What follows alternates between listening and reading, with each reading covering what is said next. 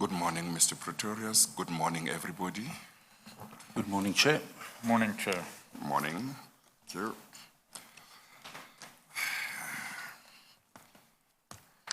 You may proceed once you are, or maybe I must just say this. It's been brought to my attention that there is no water in the building, and it goes much wider than the building in the area. I don't know how far, and that Johannesburg Water has been working on that since early this morning.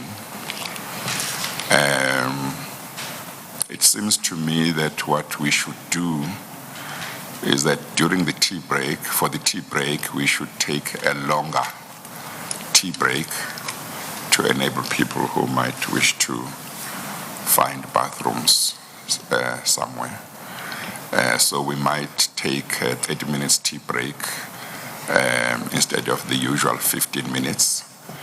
But if by the time we go on tea break the problem has been solved, then our tea break will be the normal 15 minutes.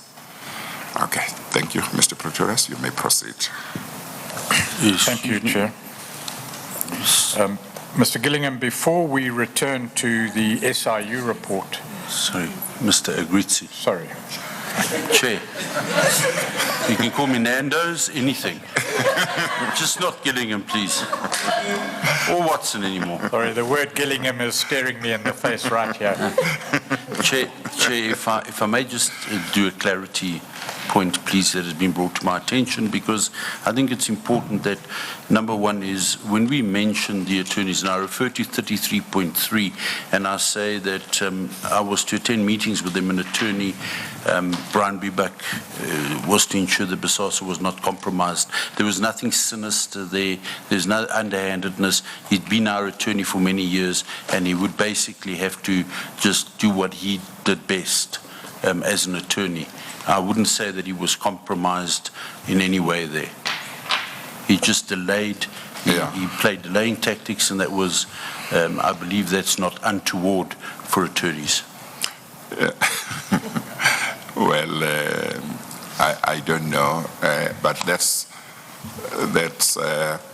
part of the reason why I was saying to you yesterday, just be careful in regard to such an issue. Not to say that an attorney can't do something that he or she should not do, can happen, but one needs to be careful. But if one is certain and it happened, then it happened, then it can be told. But so you have clarified your position. What you are saying is, I don't know whether you mean you have reflected and you have concluded that what you are saying is that as far as you are aware, he did not do anything untoward. In terms of 33.3? In terms of that meeting. Correct. Yes. You understand that he was there to delay and so on and so on. Okay, That is correct. Okay, all right. Thank you. Thank you, Chair. Thank you. Mr. Pretorius. Thank you, Chair. My apologies, Mr. Agrizzi. Let's return to Mr. Gillingham. We are at page 280 of Annexure or Exhibit S1, and we're dealing with the evidence in the long paragraph on that page. Let's just recap. We're going to go through the SIU report as comprehensively as we need to illustrate where it corroborates your evidence. But we're not going to go through the whole report per se. Noted, Chair. So the report in this paragraph does concern some of the evidence that you have given, And so I'd like to go through it sentence by sentence. I'm sorry, Mr. Pretorius.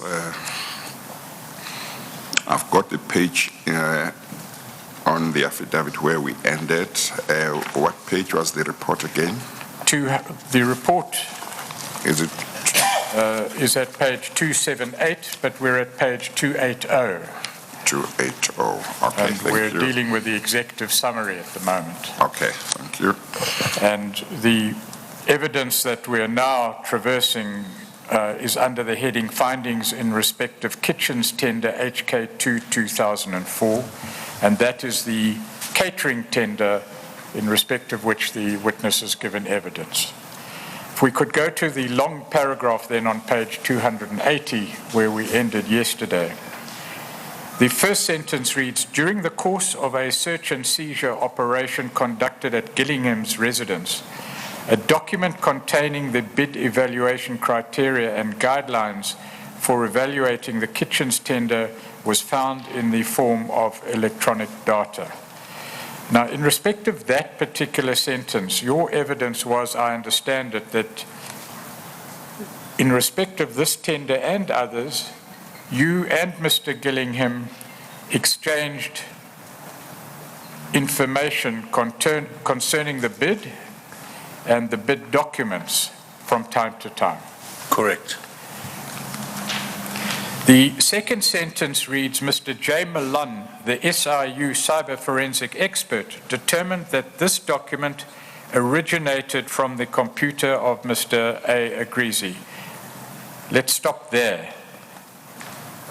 I believe you have a comment to make about the correctness or otherwise of that sentence. Chair, I don't think we need to go into too much detail on whether it originated, where it was put there, whether it was sent to me. I don't think we need to go into that detail. Well, I don't know whether Mr. Pretorius wanted you to comment if you wish to, or whether he specifically wanted you to say something about whether that's true or not. He will tell you what he wants. Well, let's leave aside what Mr. Malone meant by the word originated. Is it correct that documents of that nature would have been sent by you to Gillingham? That is correct. And we know that you weren't the chief executive officer or managing director, but we need not dwell there. Correct. Let's go on. According to Malone, the document was last saved by Agrizzi on 28... I'm sorry, Mr. Pretorius.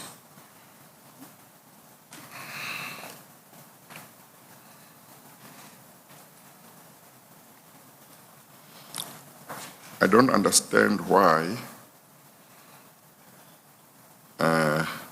there should not be an answer that's specific to whether that's true or not. Well, Chair, the reason is we don't understand what Mr. Malone means by originated. It could mean that a particular document was sent from a particular computer to Mr. Gillingham's computer. In other words, originated in that sense. Or it could mean that the original document was composed and compiled on Mr. Agrizzi's computer and then sent. And we're not sure what Mr. Malone means. The witness can deal with that on his understanding of what this originated means, whether he had anything to do with that document. Would you like to answer the question? I can, Chair. Yes. Basically, the document was being compiled by Mr. Danny Mansell. It happened to come onto my computer, and it was sent from my computer to Mr. Patrick Gillingham's computer. So the word originate, there was confusion in that was it compiled or developed on my computer? No, it wasn't. The actual document, the bid document, was actually produced on Mr. Mansell's computer. That's the only clarity.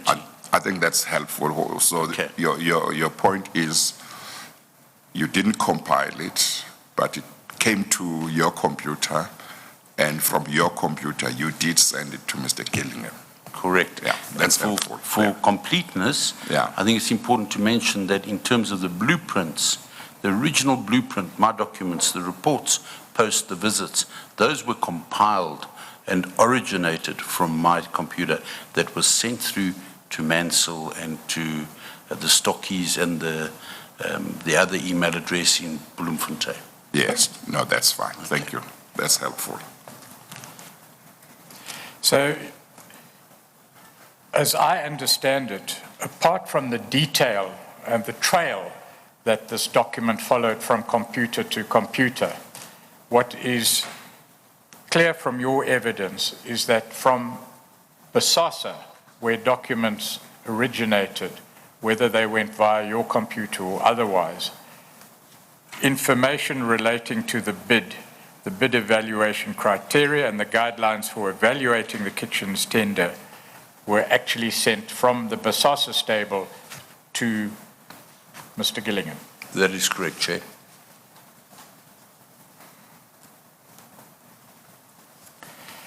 The evidence in the SIU report continues. It says, according to Milan, the document was last saved by Agrizzi on 28 June 2004. Can you comment? I can't comment on that, Chair. I don't have my computer and I can't recall. Where is your Okay. computer now? My computer was handed back when I was asked to leave BOSASA in March of 2017. It was handed back to BOSASA.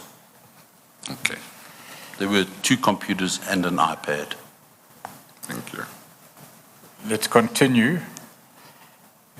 The SIU report reads, the evidence shows that this was on the same day that the DCS, Department of Correctional Services, commenced with its screening of the bids received in respect to the kitchen's tender.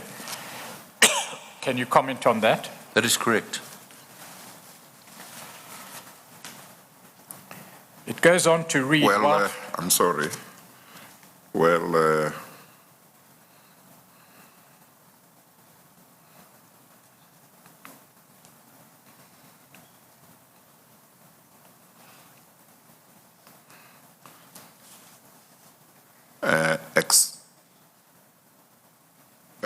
I don't know to what extent, if that statement is correct, to what extent it also means either the whole or part of the previous one is correct as well. Maybe not for the date. Chair, if I can respond to Yes. that, I'm saying that it's Yeah. correct because that's what the investigation reveals. Yes, So I'm working off that. So they're saying, and they prove it, that the dates are correct, then that's why I'm saying it's correct. yes. When you ask me, Chair, if I can Yes. remember the date, Yes. I cannot. You can't on your own. Correct. Okay, but I must just explain this. When Mr. Pretorius asks you the kinds of questions that he's asking you in regard to this document, this report, and maybe other documents for your comment, you have to think whether you accept as true what is stated in the document, the matter that he would have drawn your attention to, or you dispute it, or you have a different understanding. And you might say, no, that's not true, so this report is wrong in that regard. Or you say, no, it is true. Or I don't know, it may be true, it might not be true, but I don't know, I can't remember. So I just want you to understand those nuances so that as he asks you questions, when you respond, you don't confirm as true, for example, something that you don't know whether it's true. Okay. Chair, for clarity, I believe that the report is accurate. Yes. It's been done by auditors. Yes. And therefore, if they correlate the 2 dates, I have to accept that it's Okay. true. No, that's fine. I just wanted you to No, I understand. Yeah, I do. Yeah. Okay. Thank you, Chair. Okay, all right. Thank you. I did understand generally that was your approach. For example, you said that you couldn't confirm the date of 28 June 2004. But let's just go back there. What the report says is that the document was last saved by you on that date. It doesn't purport to give dates in relation to the trail of communications between BOSASA on the one hand and Mr. Gillingham on the other. I understand that. Right. And you say And you based- accept. I'm sorry, Mr. Pretorius. And based on what you just told me when I was giving clarification, I understand your position to be that you can't remember of your own, but it may well be true. Correct. Okay.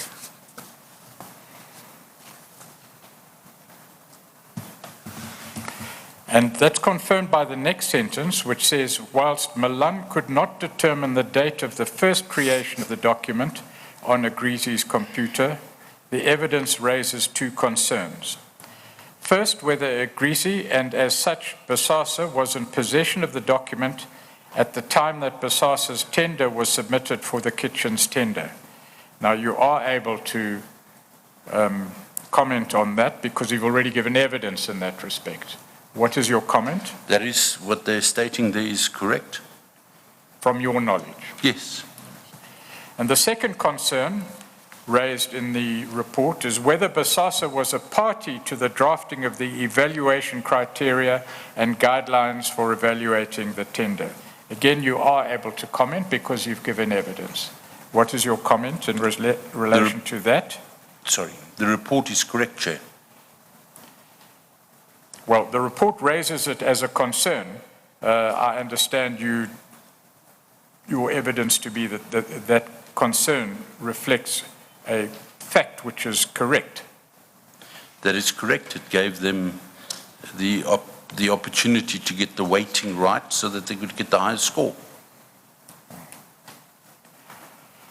Their comment follows, obviously, if this were so, it would not only have subverted the entire procurement process, because it would have placed BOSASA in an unduly advantageous position with reference to its competitors, but it would also have exposed the Department of Correctional Services to civil suits from unsuccessful bidders.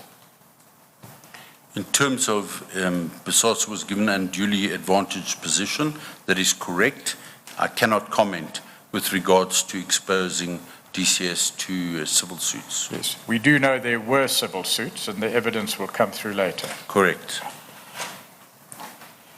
The report continues, and this is the executive summary on page 280 to read, the evidence clearly indicates that Gillingham and Commissioner Mti received financial benefits from BOSASA after the award of this tender. Now, you've given your own evidence in this regard from your own recollection. Correct. You gave no evidence to the SIU investigation in respect of this finding. No, I did not. So they must have got it from a source other than you. Correct. Continues, the SIU was unable to find any lawful cause for such benefits being made to Gillingham and Commissioner Mti. It goes on to say the evidence further shows that Mr. Mansell and Mr. Smith, both employees of the BOSASA Group, were instrumental in effecting these benefits to Gillingham and Commissioner Mti. What is your comment there? My comment is quite simply that this is correct, and but the instruction to Mr. Mansell is not clarified, and I think that is probably going to occur now when the further investigation takes place. But the statement is made is correct. The report continues to conclude the timing of the benefits appears to be sufficiently linked to the awarding of the kitchen's tender. Do you agree with that? Is it consistent with your own knowledge? I can now agree to it, Chair. At the time, I did not know about the rewards that was happening without me knowing at that specific time. I now know, and I can confirm. All right. And the conclusion in the last sentence of the first paragraph on page 281 reads, in the circumstance In the circumstances, it was unlawful for Gillingham and Commissioner MT to have received these benefits. The report goes on to refer to extension of the kitchens contract by Commissioner MT on 17 May 2005. Do you recall that fact? I do recall it. Is it correct? That is correct. The SIU then sets out in the executive summary its recommendations, and we must remember these recommendations were made during or about 2009. Firstly, that the DCS considers instituting civil proceedings for recovery of losses.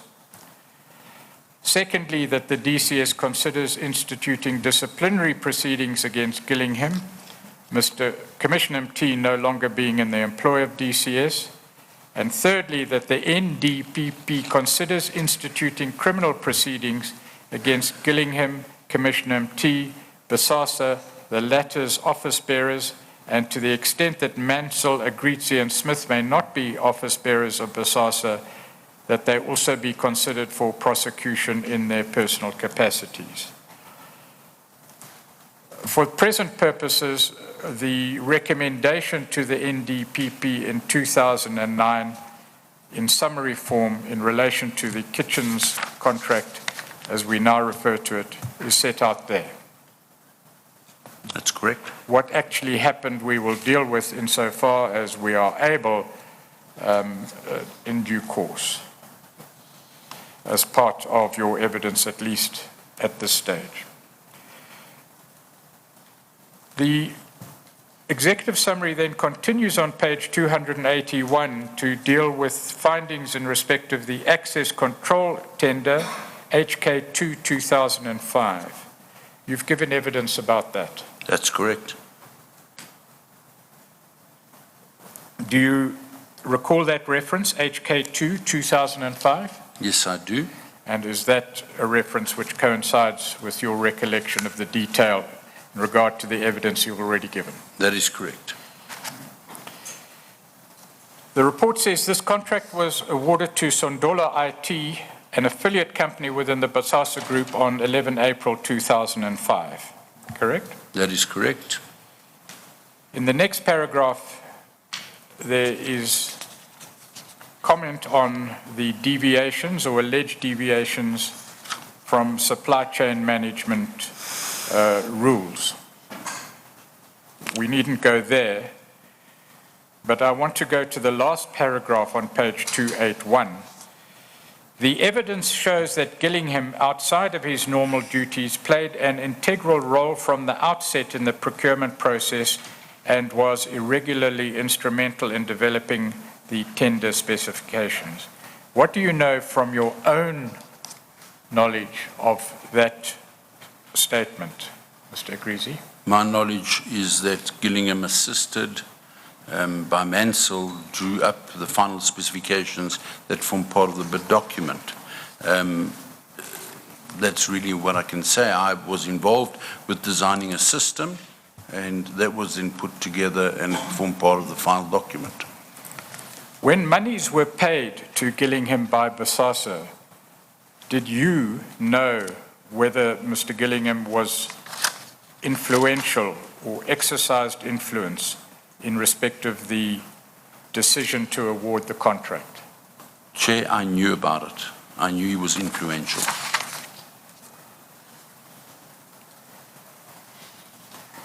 Over the page 282, the first paragraph reads, according to the evidence of both the witness and Milan, BOSASA was irregularly involved in drafting the bid specifications for this tender.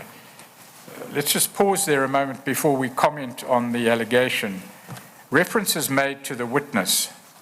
It's evident from the SIU report as a whole that someone from within BOSASA gave evidence to the SIU. Correct. We needn't name the person, but it appears that evidence from within BOSASA to the SIU was used in the compilation of this report, amongst other evidence, of course, for example, Mr. Milan's evidence, and secondly, that wasn't your evidence? That is correct. Goes on to say, on the evidence of the witness, Agrizzi requested him to prepare specifications in line with the technology BOSASA was employing in the kitchens contract. According to him, the specifications prepared by him were drafted in such a manner that the security aspects afforded Sondola a clear advantage over the other bidders. The witness subsequently identified a number of similarities between the specifications prepared by him and those in the advertisement for this tender. Are you able to comment on the correctness of the allegations in that paragraph? Chair, the accuracy is perfect. Goes on to read, on the evidence of Milan, that's their cybersecurity expert, a document entitled CCTV Bid Doc was retrieved from the DCS and BOSASA systems.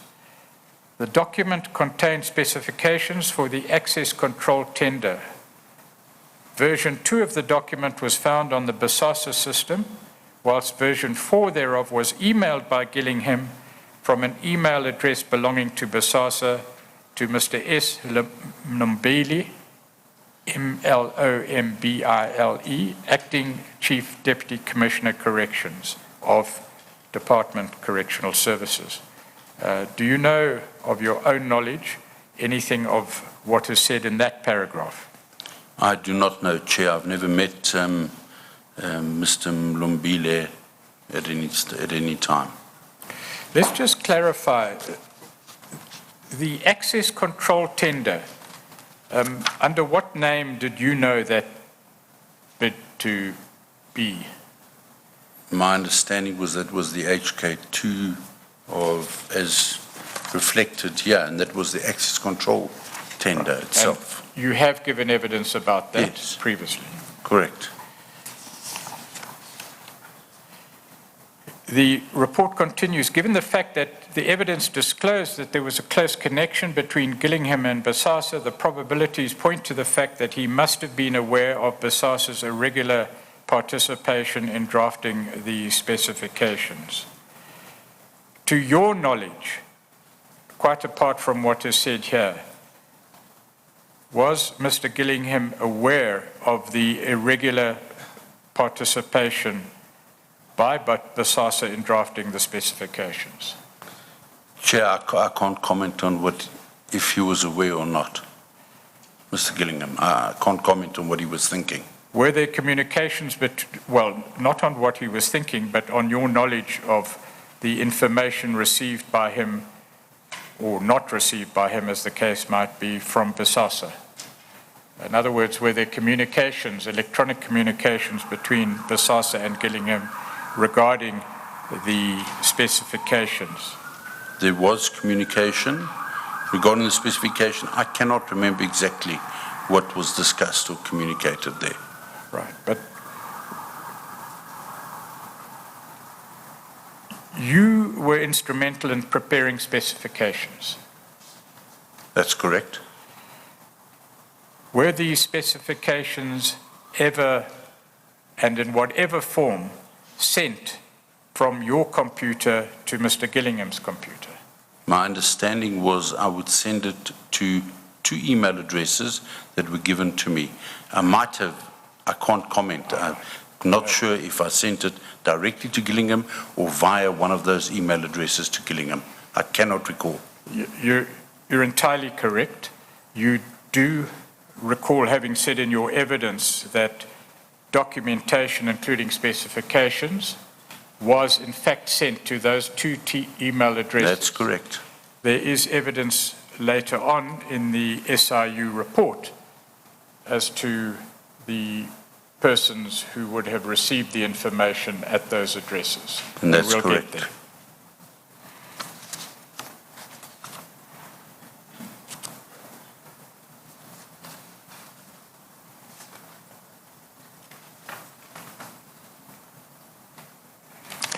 The next paragraph is not something that you would know directly, but perhaps it should be placed on record at this stage, Chair.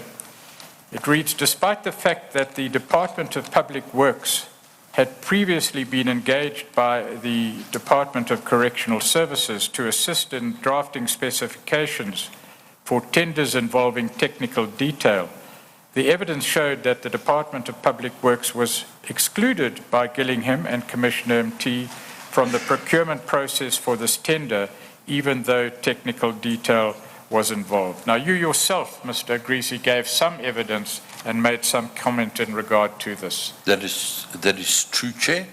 There was upset from the Department of Public Works on why this was the normal process was derailed. We continue on page 282. The evidence further showed that the bid submission period was reduced from 30 to 21 days without any apparent or justifiable cause. Given the technical nature of the tender and BOSASA's participation in the drafting of the specifications for the bid, the shortened period for submission of bids allowed Sondola to enjoy an unfair advantage over the other bidders. What do you say about that statement? Chair, that is true.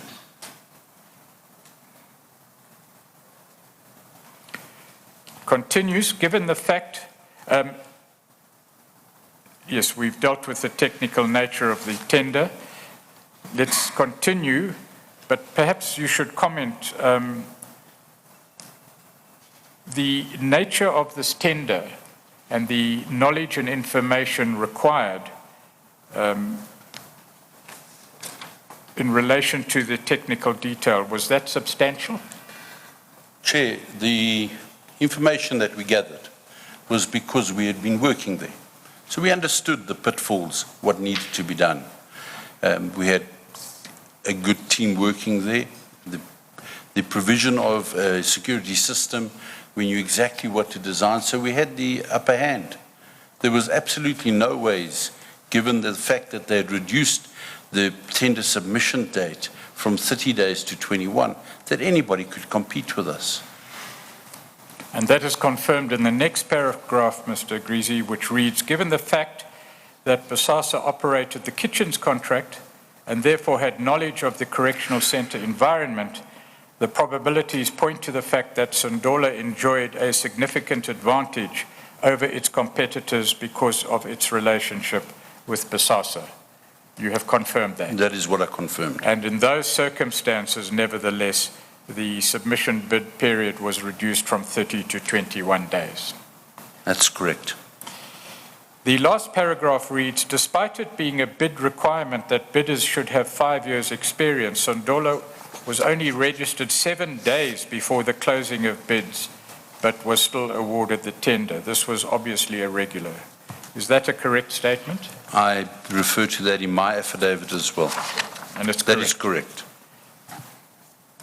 And once again on page 283, the SIU report concludes, the evidence clearly indicates that Gillingham received financial benefits from BOSASA after the award of this and the previous tender.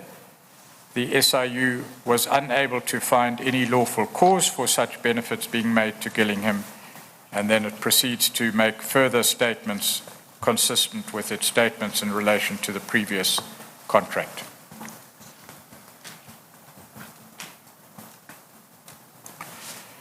Paragraph 2 reads, that's the second paragraph on page 283, the SIU did not conduct a comprehensive financial investigation, as in the case of Gillingham, into benefits Commissioner MT may have received from BOSASA because of various limitations experienced during the SIU's investigation.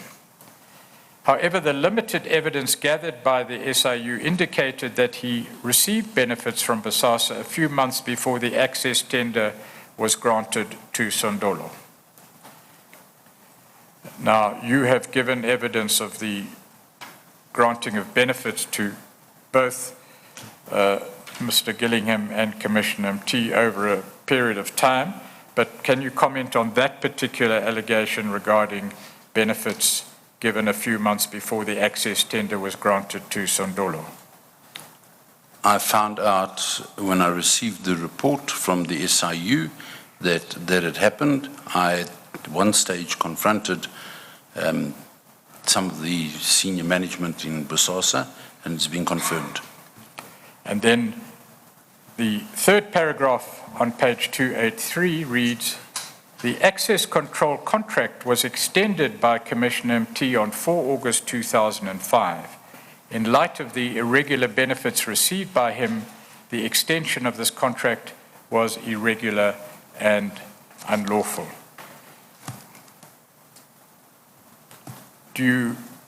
Are you able to confirm, as I think you have already stated in evidence, that the access control contract was indeed extended by Commissioner MT? Yes, I confirmed.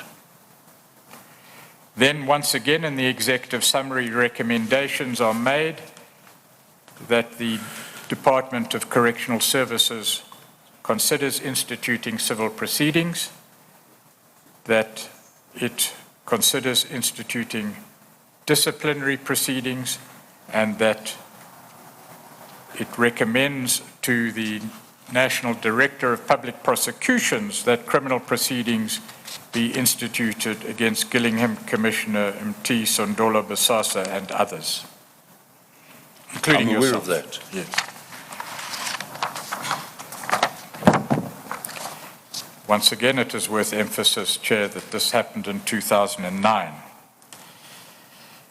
The executive summary continues with the third contract or tender on page 284 under the heading Findings in respect of the fencing tender HK 24/2005.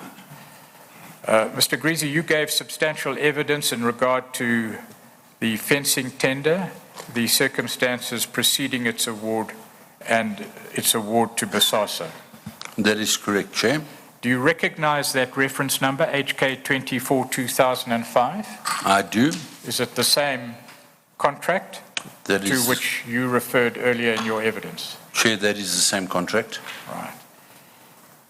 The first paragraph reads, which is consistent with your evidence, the fencing tender was awarded on 29 November 2005 to Pezulu Fencing Pty Limited, an affiliate company within the BOSASA Group. That is correct.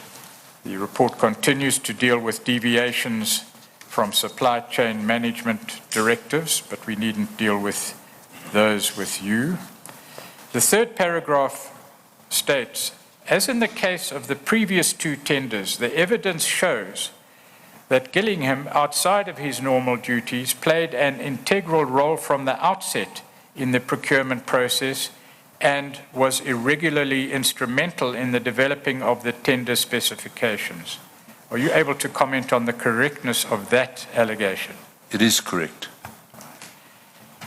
In this tender, the report continues, there was a heavy weighting in the evaluation criteria in favor of the integration of the fences with the computer software system, namely the ON-IMIS system, which Sondola introduced through the access control tender.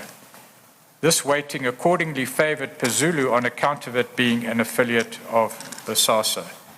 Basically, what is being said there is that in relation to a prior contract, a software system had been introduced, and in the evaluation criteria, access to that system had been emphasized. You gave similar evidence in your testimony earlier. Just explain to the Chair, firstly, whether this is correct, and secondly, what is being said here.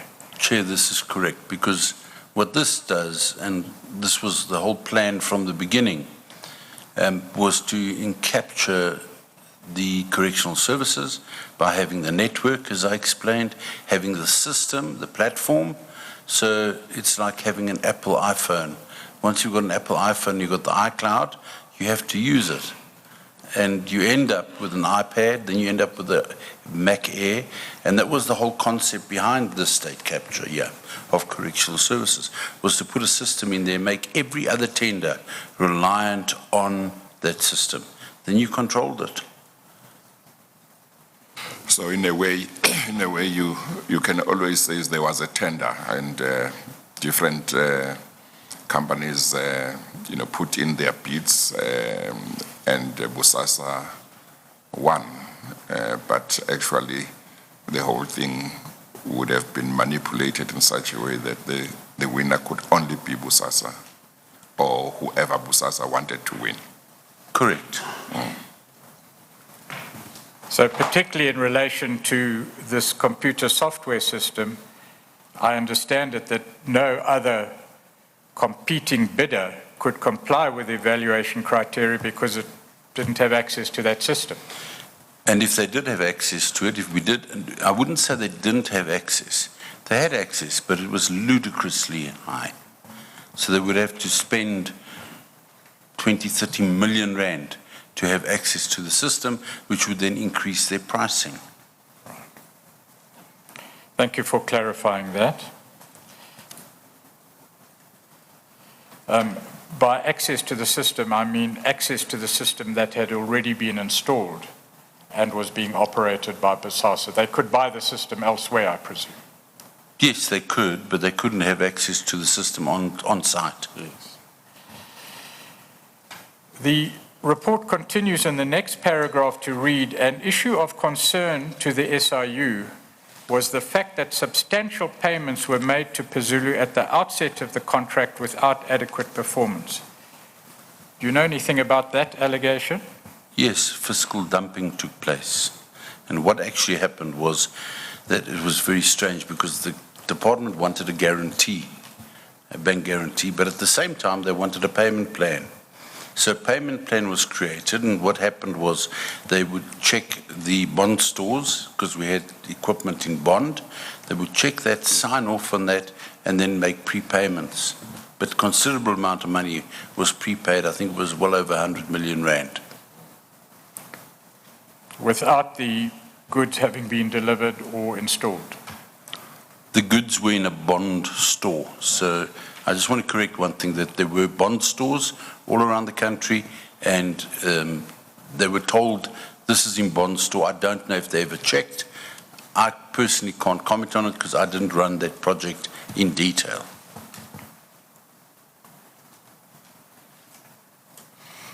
Well, let's continue, but you used the word fiscal dumping. Yes. It's dealt with later in this paragraph, so perhaps we should get there before we explain the concept. Sure. The paragraph continues, the SIU examined payments made to Pezulu in respect of this tender in terms of the contract provisions. 90% of the contract price was payable on delivery of the raw materials to the contract sites. Is that a correct statement? I cannot recall that specific amount, if it was 90% or 70%. But a large percentage? It was a Can you major confirm that? percentage. The structure of this contract resulted in DCS making very large payments to Pezulu at a very early stage of the contract. Can you confirm that without Yes, any reference to that the is percentage? correct. Yeah, one at a time we must speak, otherwise the record is not going to read very well. Since this payment was shortly before the end of the financial year, the SIU concluded that this was a case of fiscal dumping. That is to say, when departments spend large amounts of money just prior to the financial year end to use up their budget, irrespective of whether the department gets value for money for such spending. Now, you used the word fiscal dumping, or the words fiscal dumping yourself. Is this what you mean? That's exactly what I mean, Chair. A further issue of concern, the report continues, is the fact that the bid conditions stipulated that the fences be erected by 17 March 2006. At the compulsory briefing session for this tender, Gillingham confirmed that the erection of the fences was to be effected by 17 March 2006. Two bidders submitted project plans that complied with this deadline. However, Pezulu submitted two project plans in terms of which they undertook to deliver raw materials to the site by 17 March 2006, but would install the fences at a much later date. Again, evidence of undue advantage to Pezulu, but Do you know anything about those allegations? I'm aware of them. Yes, they are correct. Are they correct? They are correct. Right. We learn here that Mr. Gillingham was part of the bid evaluation committee for this tender. Were you aware of that? I was aware of that. In the bid evaluation committee, the report states, Gillingham scored the two service providers referred to above 0 out of 6 for time, and Pazulu a full 6 points, despite the fact that its projected plan did not comply with the timelines. So what is being said here is that two bidders said that they would comply with the timelines for the installation of fences. Correct. They got 0 out of 6 from Gillingham. Pazulu said it could not comply, could only install the fences at a later date. It got 6 out of 6. Were you aware of that? Perhaps they changed the scales of rating. I don't know, maybe you didn't understand it. I wasn't aware of that, Chair, until I'd seen the report. Well, the report then says, perhaps understandably, the SIU finds this approach by Gillingham incomprehensible, since on the face of it, Pazulu's project plans clearly did not comply with the tender requirements. Let's go on. The third paragraph on page 285 reads, the evidence clearly indicates that Gillingham had received financial benefits after the award of this and the previous two tenders. The SIU was unable to find any lawful cause for such benefits being made to Gillingham. And the evidence further shows that Mansell and Smith, with close connections to BOSASA, were instrumental in effecting these benefits to Gillingham. You've already confirmed those facts in relation to a previous tender. Are you able to comment in relation to this tender on whether those allegations are correct? They are correct.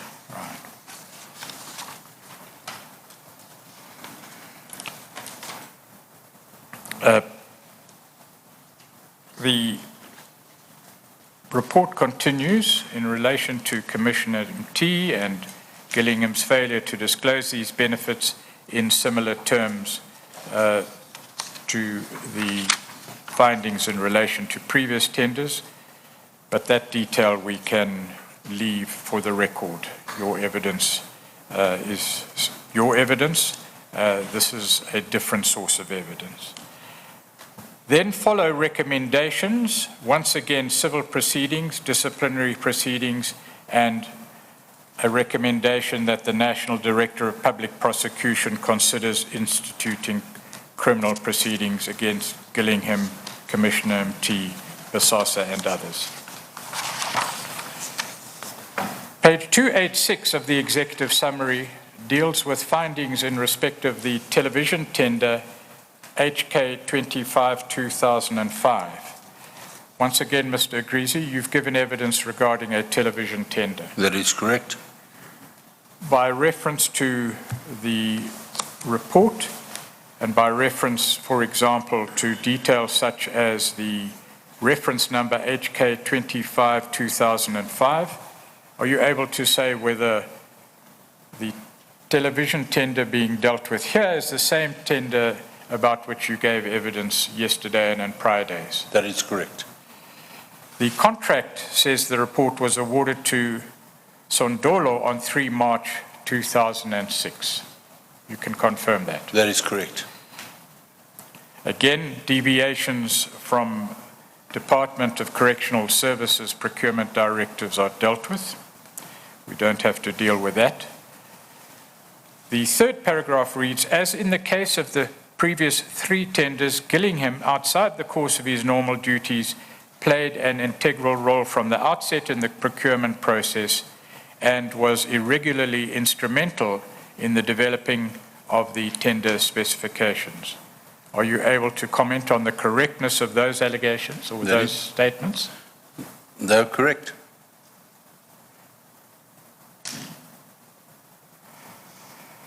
The next paragraph reads, Sondolo's first invoice for payment was submitted on 13 March 2006, 3 days after the contract had been signed, and it appears 10 days after the contract was awarded to Sondolo. The invoice was for 106 million, and it was paid on 23 March 2006. Extraordinarily rapid payment for a State Department, but be that as it may. This, as in the fencing tender, was once again a case of fiscal dumping. Can you comment? That is correct. Once again, the statement is made. The evidence clearly indicates that Gillingham received financial benefits from BOSASA after the award of this and the previous tenders. Are you able to confirm that? That is confirmed. So, I'm sorry, Mr. Pretorius. So, where an invoice was issued like 3 days after the signing of the contract, that invoice, and if for as large an amount as 106 million rand, wasn't and couldn't have been for work done already, isn't it? The motivation, Chair, was that it was imported products and needed to be paid up front. That was the motivation. And that would assist in getting the payment paid up front. So that's the motivation that BOSASA gave to Correctional Services? At the time, yes. At the time, yeah. Was it genuine and correct motivation? No, it was not. Some of it was needed to be paid up front, not all of it. Definitely not 103 million rand. I think it might have amounted to about 25, maybe 27 million rand. Yes. The argument was as well to prevent forex fluctuations. Okay, all right. Yes. Of course, Chair and Mr. Agrizzi, the issue of whether a department, such as the Department of Correctional Services, should be, in effect, financing the capital expenditure of the business is another question. It's 100% correct, Chair.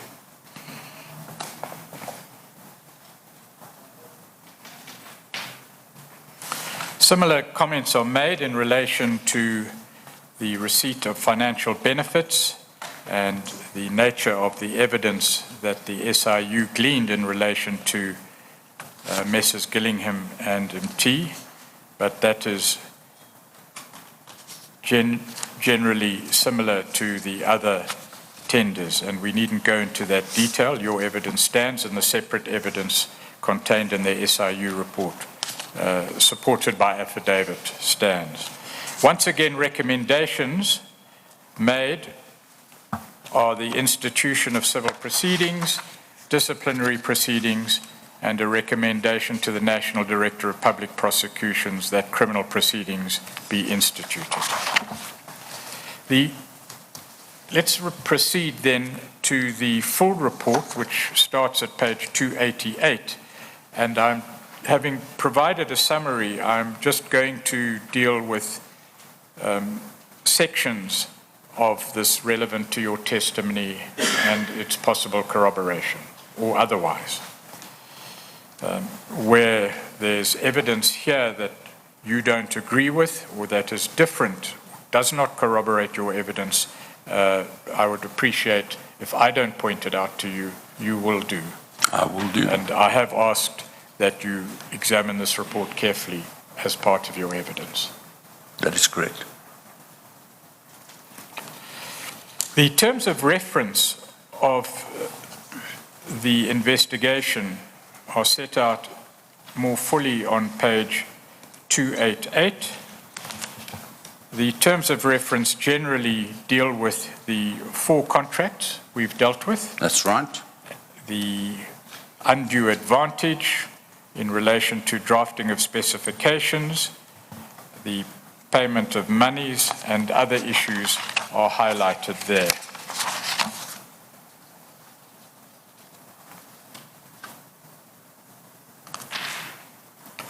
Let's just go to page 290, if we can.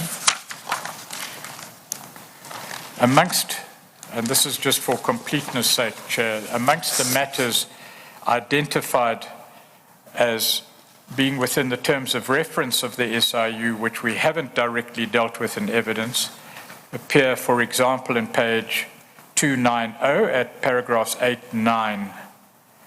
And they read, the conduct, subject matter for investigation, the conduct of officials and employees of the department, which was aimed at influencing or hampering any investigation or the destruction of evidence. And 9, the intimidation of officials or employees of the department or members of the public by officials or employees of the department with the aim to conceal corrupt or other unlawful practices within the department. Those items and others contained in the terms of reference are far broader than your own scope of evidence. That is correct. And then in the final paragraph dealing with the terms of reference, the following comment is made. The SIU's investigation focused on their procurement processes related only to the kitchens, access control, fencing, and television tenders. Were there others? There was, Chair, there was a tender investigated for X-ray scanners, but the tender was cancelled, and therefore there was nothing that came of the investigation apart from a report that there was undue processes followed in that as well. Thank you.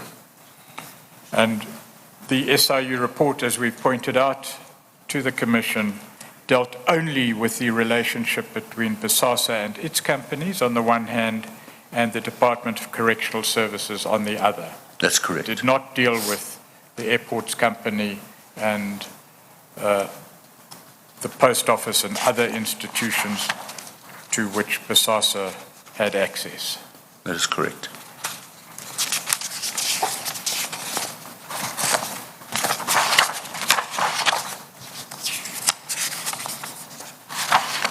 Let's go to page 297, please.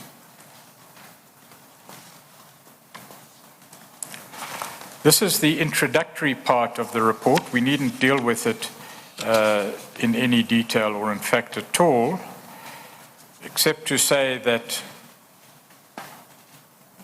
the report does contain its own information in relation to the formation and directorships of BOSASA, Sondolo, and Pazulu, as they're referred to there, and we may have to deal with that.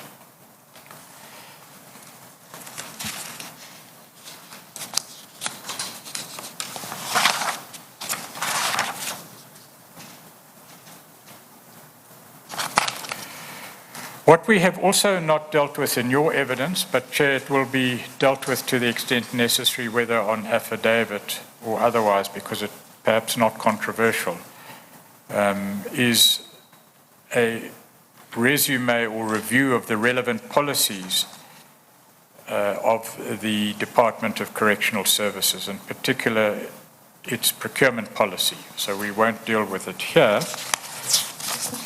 Thank you.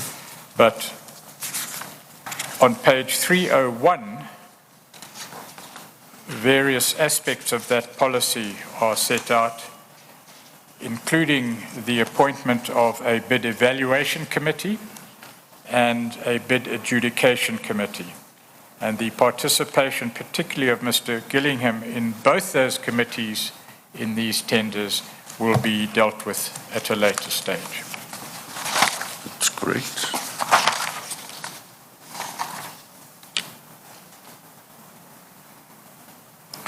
One interesting observation, again, we highlight this just for completeness sake, and it may be dealt with later more directly by affidavit, but it is a matter of interest, is the commentary on the Treasury guidelines regarding budgeting for tender processes. That appears at page 303. Yes. The question is where the money came from for these large projects. And the commentary at page 303 reads as follows: accordingly, the Department of Correctional Services was entitled to reprioritize funds for the 2005-2006 financial year, and was thus entitled to use the compensation of employees' funds for projects such as fencing, television, and other tenders, provided the budget from which these funds were being transferred was not increased. The Department of Correctional Services accordingly used Section 43 of the Public Finance Management Act to transfer 769 million rand from the compensation of employees program to the machinery and equipment program under capital assets. Did you know of that? I only found out about that when I received a copy of the report. And then on page 304, there's reference to the concept of fiscal dumping. The report reads in paragraph 2,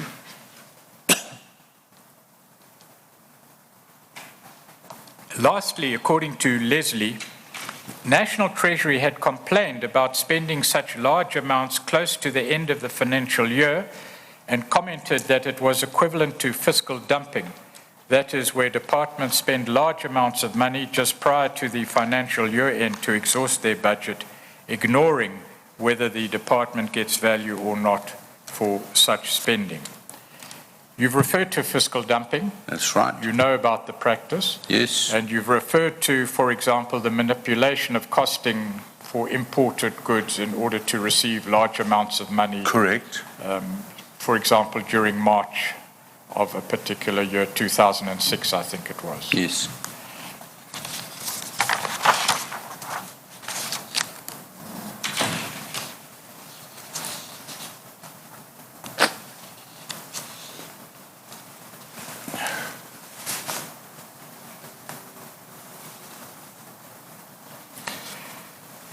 It's perhaps rather obvious and doesn't need a regulation to prevent it, but the last paragraph on page 305 refers to the bid evaluation process and a Treasury regulation which provides that a supply chain management official or other role player must ensure that they do not compromise the credibility or integrity of the supply chain management system through the acceptance of gifts, hospitality, or any other act. You were aware that, quite apart from the Treasury regulations, that the provision of monies to officials involved in supply chain management at the Department of Correctional Services was highly irregular and unlawful. Correct.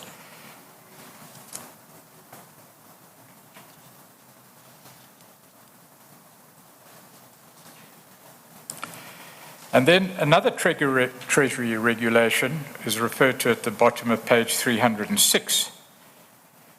And it reads, with regard to contract administration, and in particular upfront and or advance payments to contractors, Regulation 1510(1)(2) small c of the 2005 Treasury regulations provides that prepayment for goods or services must be avoided unless required by the contractual arrangements with the supplier. Do you know whether the contract provided for the prepayments that you've spoken of? The actual contract in the bid document did not, but what we were advised to do was when we submitted our pricing, to submit with it a payment plan which showed a drawdown, and that was how they managed to get the prepayments done. So there was no contractual obligation, but the argument was that there was a drawdown plan submitted as part of the project. And then on page 307, reference is made to the circumstances in which supply chain management prescripts, particularly those issued by the Treasury, may take place. Correct. And the third paragraph on page 307 reads, paragraph 1611 of practice note SCM 3 of 2003 deals with modifications to and extensions of contracts. Although the accounting officer has the authority to approve modifications to and extensions of contracts, such approval should not infringe the provisions of Section 2171 of the Constitution.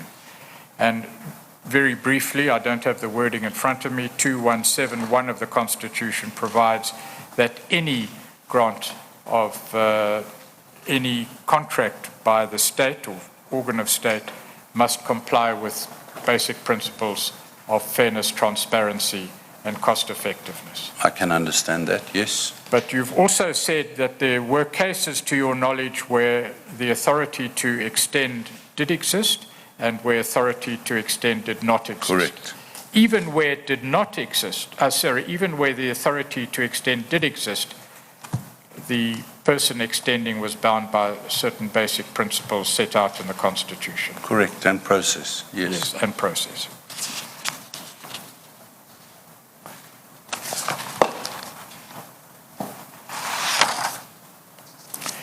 Then on page 308, under the head Limitation on the Investigation, the report alludes to certain facts. You will recall previously in the report there was reference to limitation on the investigation. I'm aware of that, Chair. That reads, the report is based on the review and analysis of documentary and electronic evidence, interviews conducted, and affidavits obtained by the SIU. The investigation, however, was constrained by litigation as explained hereunder. BOSASA, I'm sorry, Chair. That is correct, and I think we clarified that on 33.3 earlier today. Yes.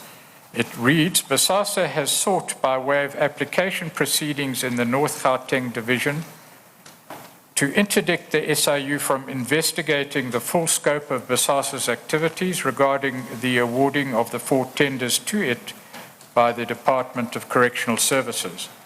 As a result of the application, the SIU gave an undertaking not to interrogate material witnesses pending the finalization of action proceedings for a final order.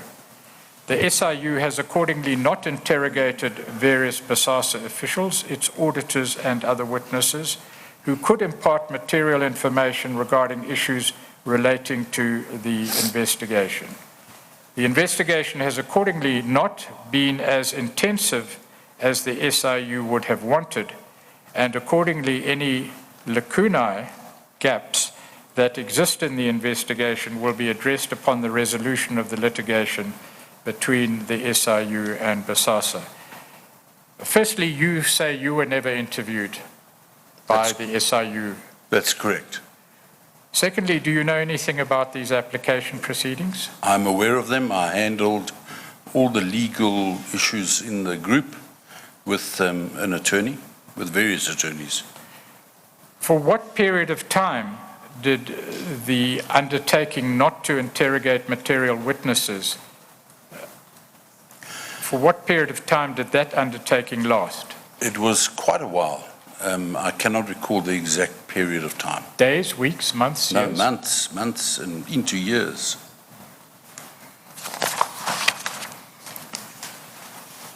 Chair, we're about to deal with the cyber forensic expertise on page 309, but I see it's 11:15. Yeah, but maybe just for completeness, do you know when those proceedings ended and therefore when that undertaking fell away? Chair, I would have to double check. It is on file. The files are with the investigators at the moment. Oh, okay. So I can just make Okay. a call and just check. Okay, no, that's fine. That's fine. We can add that to our homework list. Not a problem. Yeah. Do we know whether we need a 30-minute break or a 15-minute break? No, there's no water, Chair. There's still no water. Okay, we are going to take a tea break and we will resume at 11:45. We adjourn. All right. Okay, there you go. You saw the Advocate Pretorius dealing with the SRU report with Mr. Agrizzi. Now, they're taking a longer than usual tea break because I understand that there's some water issues there. It reminds me of a song growing up. Sekusila manzawe.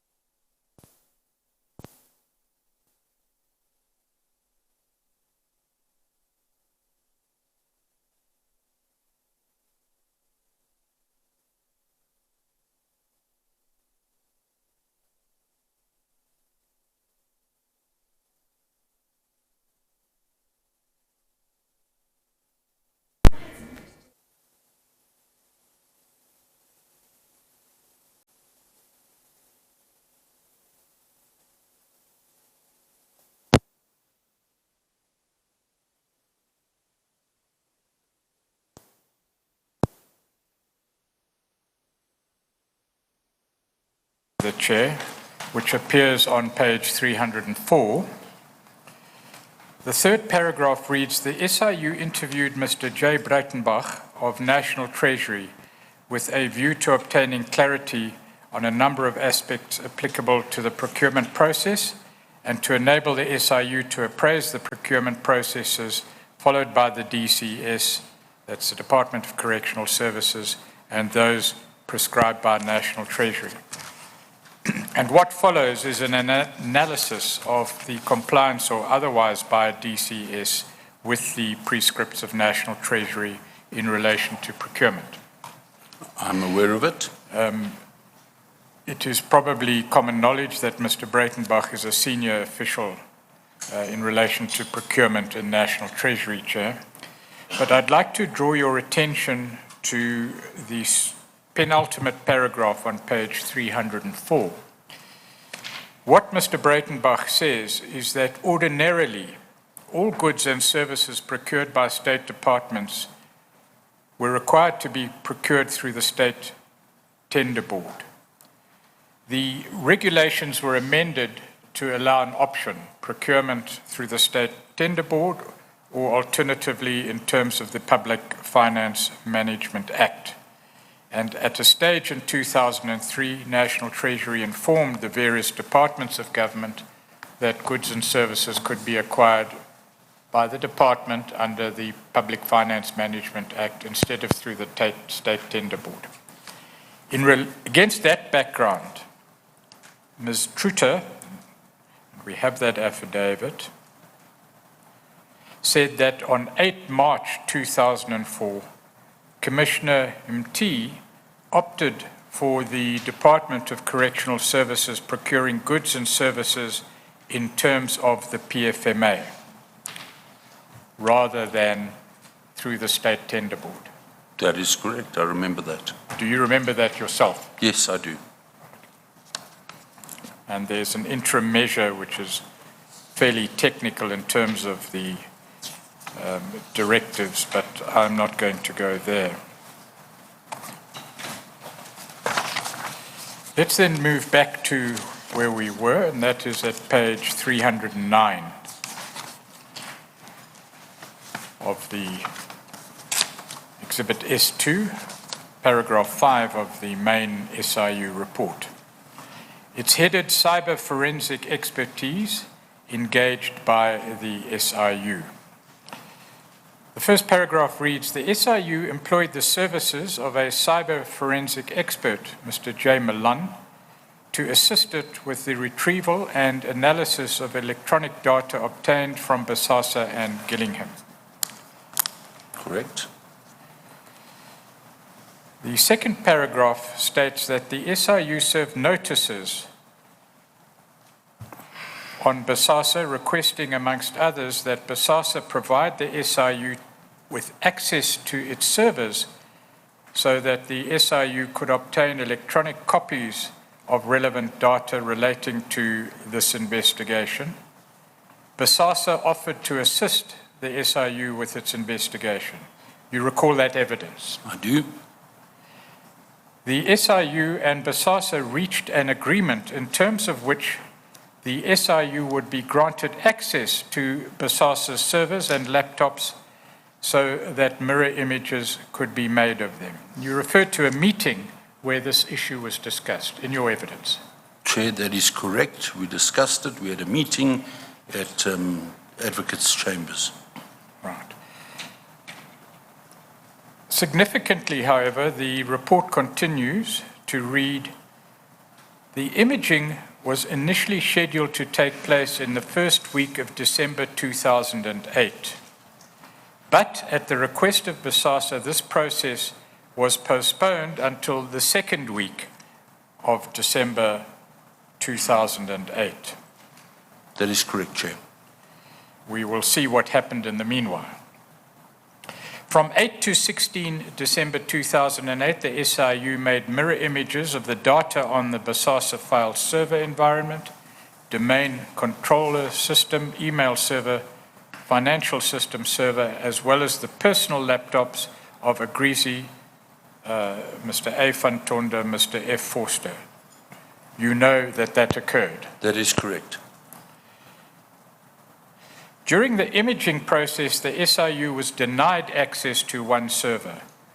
After the intervention of Advocate J. Wells, the SIU's legal advisor, access was eventually granted and the server was imaged. Do you know anything about that? I'm aware of that. There was confusion at the time about the one server. When you say there was confusion,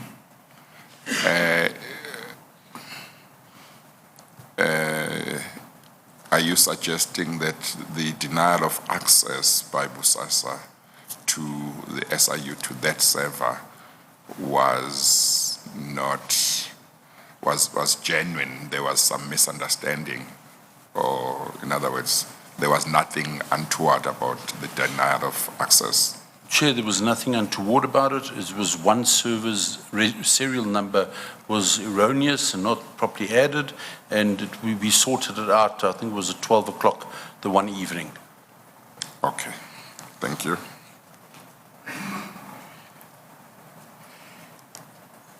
The report continues in the next paragraph, and it reads, Milan analyzed the data obtained from BOSASA using keyword searches. During his initial analysis of the data, he identified that a data deletion utility known as erase R had been used to delete a significant amount of data on the servers. That is correct. Is that what you described as the created crash? No, this was a totally separate incident which related to a specific virus that was put onto the server to clean up any documents that might incriminate BOSASA. So you know of that exercise? Yes, I do. What is interesting, however, is the table which appears below on page 309, which reflects the dates on which this data deletion utility was used to erase data. Do you see the table below? I do. It is headed server name, one column, document and folder count, the next column, timeline of modification and deletion, the next column, and comment, the last column. You see that?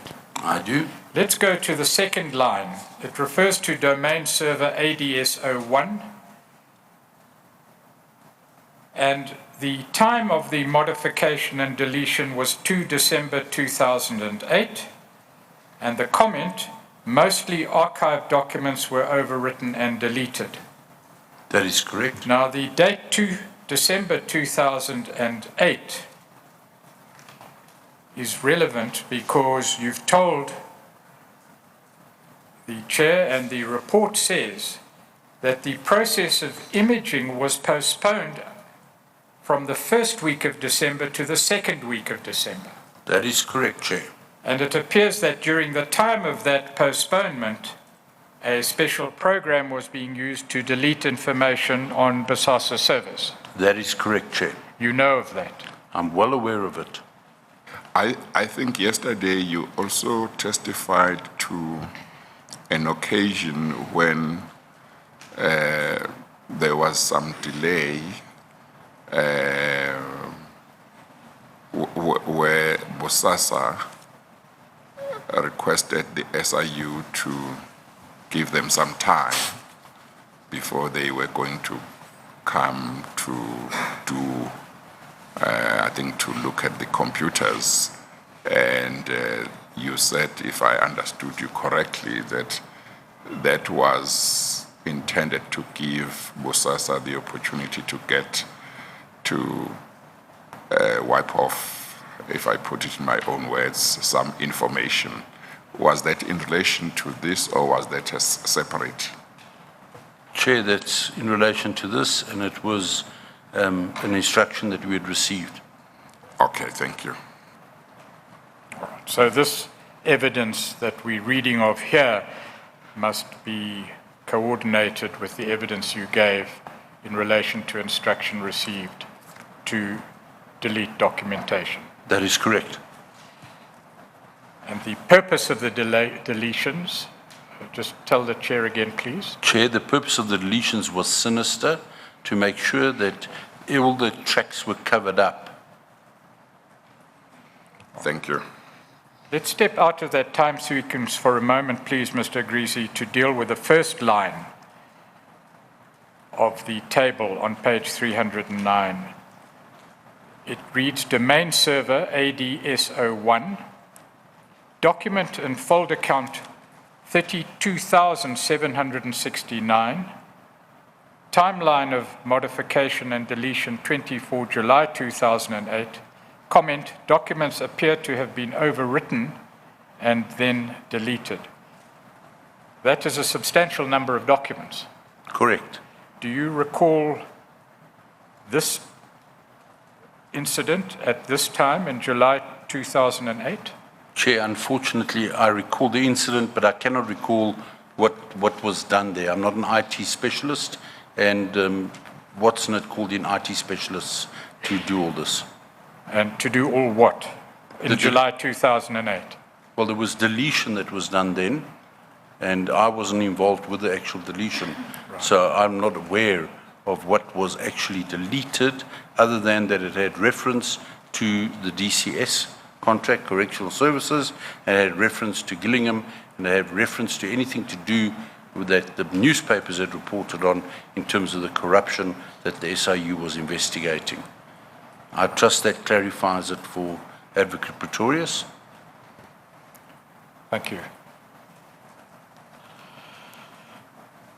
The domain server referred to in line 1 is the same domain server about which you've now testified in line 2. It appears that that is correct. Then in the third line, there's reference to a file server. The document and folder count is 116. The timeline of modification and deletion is now the following day, 3 December 2008. Correct. Still between the first and second weeks of December, in other words, between the date that the SIU had originally intended to image files and documents, or image servers rather, to obtain copies of files and documents, and the date upon which the search actually occurred. That is correct, Chair.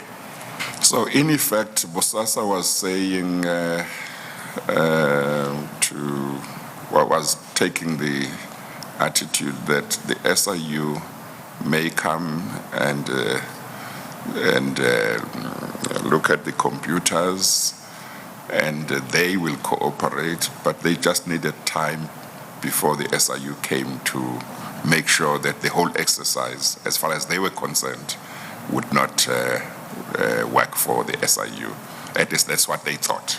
Chair, that is correct, and I must add for...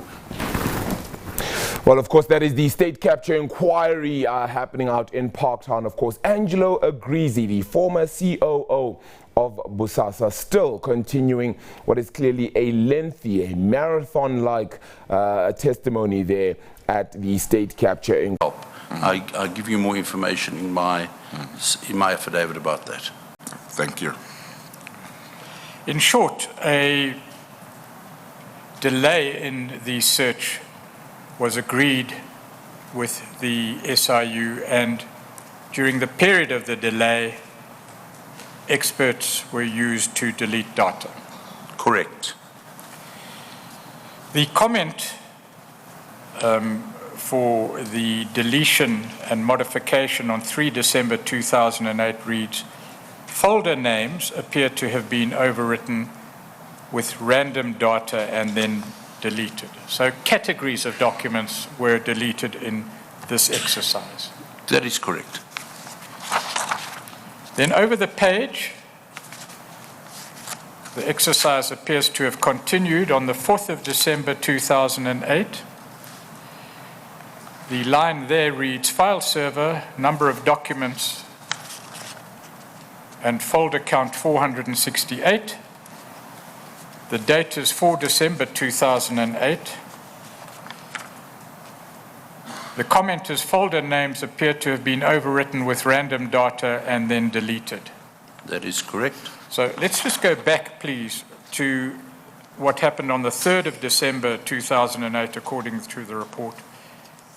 116 folders were overwritten and deleted. Correct.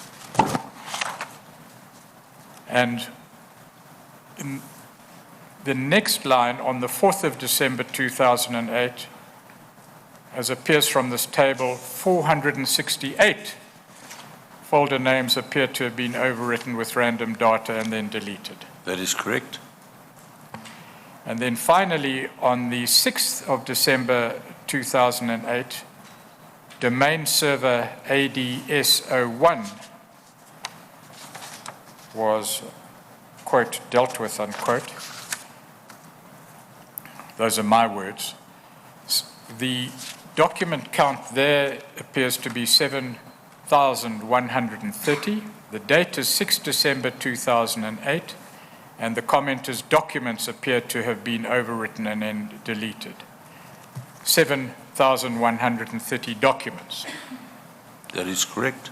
In short, a comprehensive expert exercise over the period of at least 4 days. That's correct. The commentary follows on page 310. Because of the use of the eraser utility, Milan had to employ advanced data recovery techniques which assisted him in his endeavor to recover the maximum amount of data. You recall your evidence when you gave general evidence regarding this or another exercise where you said that the SIU's cyber experts were cleverer than yours. I recall that. So you would know of this comment here. That is correct. That notwithstanding BOSASA's attempt to overwrite and delete folders and documents, the cyber security experts still managed to obtain at least some information from the servers. That is correct. It continues to read, Milan also analyzed the mirror images of Gillingham's computers and other electronic data storage facilities obtained during a search conducted at Gillingham's residence. The eraser utility was also found on Gillingham's system, but Milan found that the utility was not used extensively on his computer to destroy data. It appears from what is said here that the same exercise conducted in respect of BOSASA servers was used in relation to Mr. Gillingham's computer and other electronic data storage facilities. Chair, that is correct. Did you know of that? Yes, I'm well aware of it.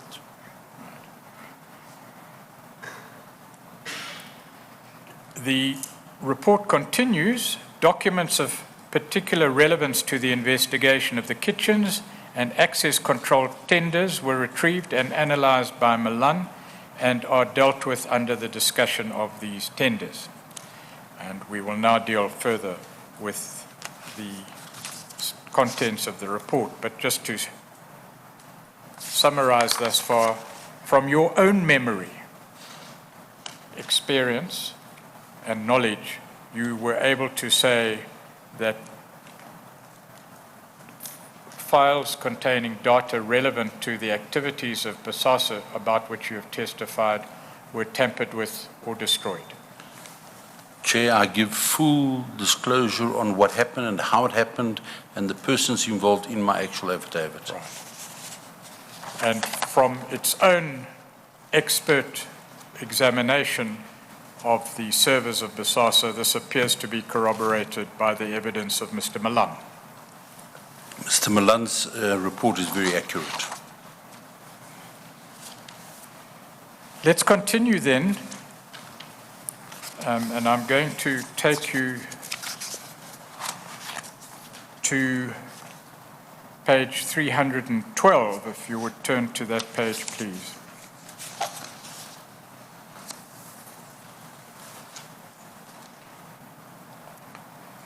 Under the heading Commissioner MT's formal relationship with BOSASA, the SIU records the outcome of its own investigations. You didn't give any information, as you've said, to the SIU investigation in that regard. Not at all, Chair. But you did tell the Chair that, as I recall, BOSASA facilitated the registration of a company for Commissioner MT. That is correct, Chair. What the report reads is... I'm sorry, is that the one that you said was to be his mother's? Leonora Investments, correct. Yes, okay. All right. The report reads, from the information obtained from the Registrar of Companies, Commissioner MT is the director of a company called Leonora Investment Consultancy Pty Limited. Leonora is spelled L-I-A-N-O-R-A-H. It continues, further information from the Registrar of Companies indicated that Leonora is in one way or another linked to BOSASA, and the links are there set out. Thereafter, the report reads, at the time, Leonora, it should read, at the time of Leonora's incorporation, Commissioner MT was the DCS National Commissioner. The company to which you referred in your evidence, is that the company referred to here? That is correct. From your own knowledge, there was a link between the incorporation of that company, at least, and BOSASA. I found out about it later, after it had been done, after the news reported on it, and I checked up on it, Chair. That is what happened. So you say that not only did the SIU investigate this issue and come up with these findings, but it was also independently from you reported in the press. Correct. I take it as given that you didn't give the information to the press. I did not give the information to the press, no. But the information here, as far as you are aware, is correct. Spot on, Chair. I may have misunderstood you, but if I understood you correctly, maybe you need to say something about part of what is said here. I understood you to be saying in relation to that company, I understood you to be saying Mr. MT had asked BOSASA or somebody in BOSASA to have a company registered for his mother, but you may have meant that it was to be in his mother's name or something. Do you want to just clarify? I see here, according to this report, I don't know whether the director or a director of that company, or one of them was Mr. MT, I'm not sure, but do you want to say anything about that? It was merely a namesake to give it the name Leonora Incorporated, I believe. But it was Mr. MT's company? It was his company, Chair. Okay, thank you.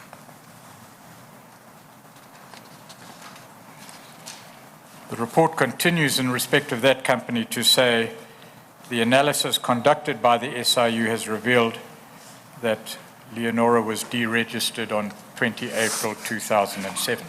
That is correct. The report continues then with the analysis of contracts and deals firstly with the kitchens tender HK2 2004. The extent of that contract is described in the first paragraph. Would you just look at that briefly, please? Does that accord with your evidence and recollection? That is correct. So that the scope of the kitchens tender entailed the providing of full catering services, including full maintenance of kitchen equipment, cleaning and training of DCS staff and inmates at correctional centres in 7 management areas, and those are set out. That is correct. Right. The names of the management areas differ, as I recall, marginally only from the areas that you mentioned in your evidence, but just check those areas there, please. Are they correct? Well, they are correct, yes.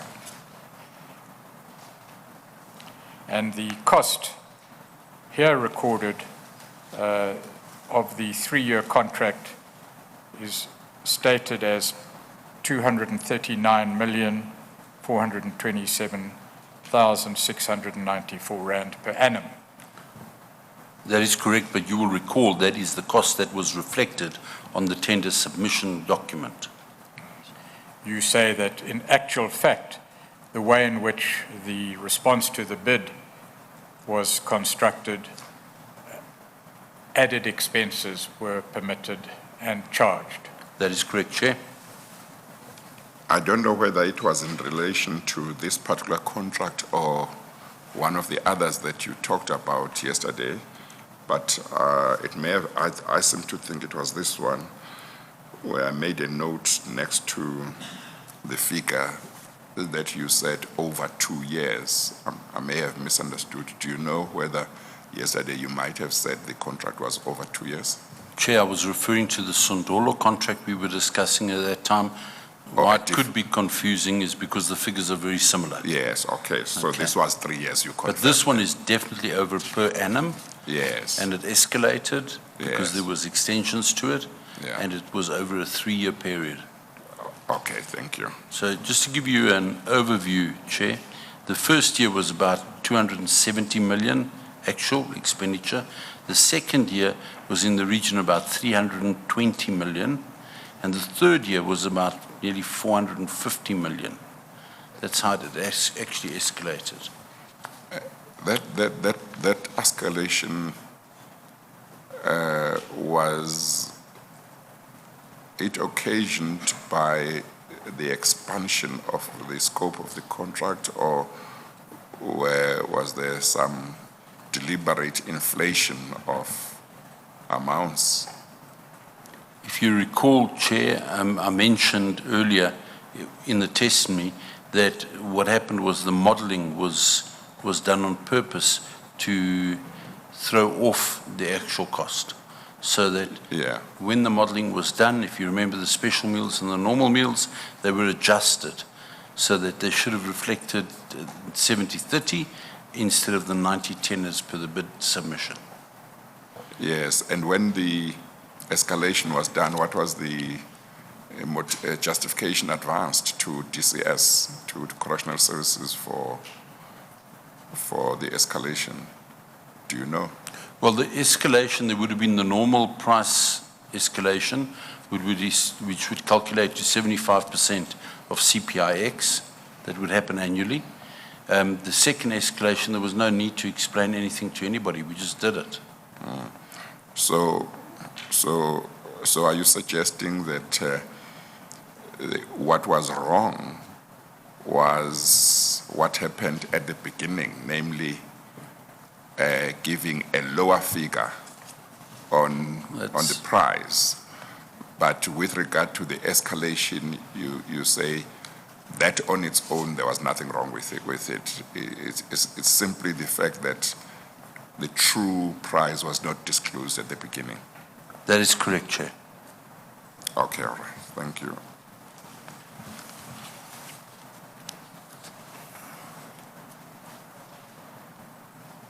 And of course, I guess it's obvious that the intention in not stating the true price at the beginning was so that the award of the tender to BOSASA would be seen to be justified on the basis of a lower price that compared to other bidders who one assumes would give a true price. Correct, Chair. Thank you.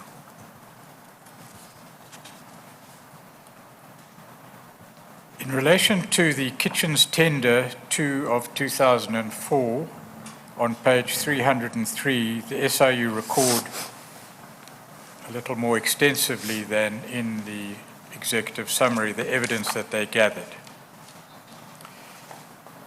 You, in your evidence, spoke of a presentation made by BOSASA to the Department of Correctional Services at Supersport Park in Centurion. Correct. Do you recall that evidence? Correct. I want to clarify a point, is that the meeting held at Supersport Park actually happened in November 2004. Mr. Freddie Engelbrecht made a statement, and I recall this, where he says the meeting was held in 2003. There was no meeting in 2003. He had his dates wrong. It was 2004. Apart from the date of the meeting as recorded here as having taken place between November 2003 and early 2004, are you able to say whether the facts, other than the date set out here, are correct? The facts are not 100% correct, Chair. The meeting took place at Supersport Park. Sorry, before you go on, between who was the meeting? The meeting, Chair, was between a delegation of BOSASA and a delegation of Correctional Services officials. And Commissioner T was one of the people who attended. Correct. In terms of your evidence yesterday. Correct. Yeah. So who attended on behalf of the Department of Correctional Services? As stated here, are the attendees MT, Gillingham and Engelbrecht, are they at least correctly recorded as having attended? They are correctly recorded. And from BOSASA's side, yourself and Mr. Leshabani, is that correct? Including others, yes, that is correct. And is it correct that a presentation was made to the attending Correctional Services officials? Correct. All right. Any further comment in relation to that presentation? Chair, I believe, or I think where Mr.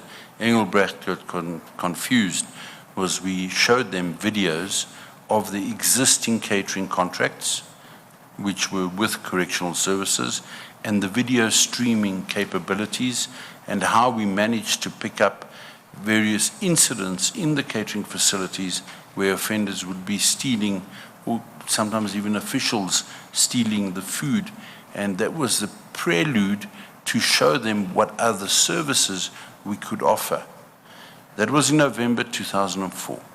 What was also explained to them was the Sondolo systems, which was the camera systems, and it was a prelude to being able to motivate, to be able to get the camera systems and security access control. That's perhaps where Mr. Engelbrecht got very confused. So the purpose of the meeting was to showcase, and I allude to it in the affidavit that I've made, but the fact of the matter is the meeting took place in 2004, and we showed them and we showcased how the systems assisted us in managing the facilities.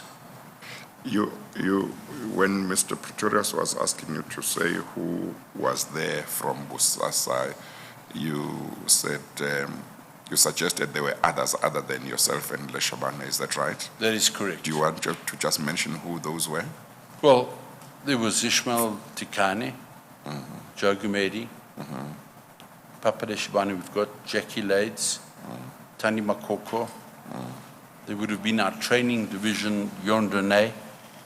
There were various other people that were there from maintenance. I cannot recall all of their names. Because Sorry, I think Chief. It was a big delegation. your affidavit, if I'm not mistaken, suggested that all in all there were about 40 people. Correct. I think there were about 14 or 20 from BOSASA and about 14 or 20 from Correctional Services. I cannot remember exactly. Yeah. No, that's fine. Even if we don't mention all of them, I just wanted you to mention some of those from BOSASA. Yes. Thank you, Chair. You may proceed. Is that the same meeting about which you testified to the effect that Mr. Gavin Watson was not present, That's correct. but that after the meeting, Mr. Gavin Watson gave you positive feedback that he had received in turn from Commissioner MT? That is correct, Chair.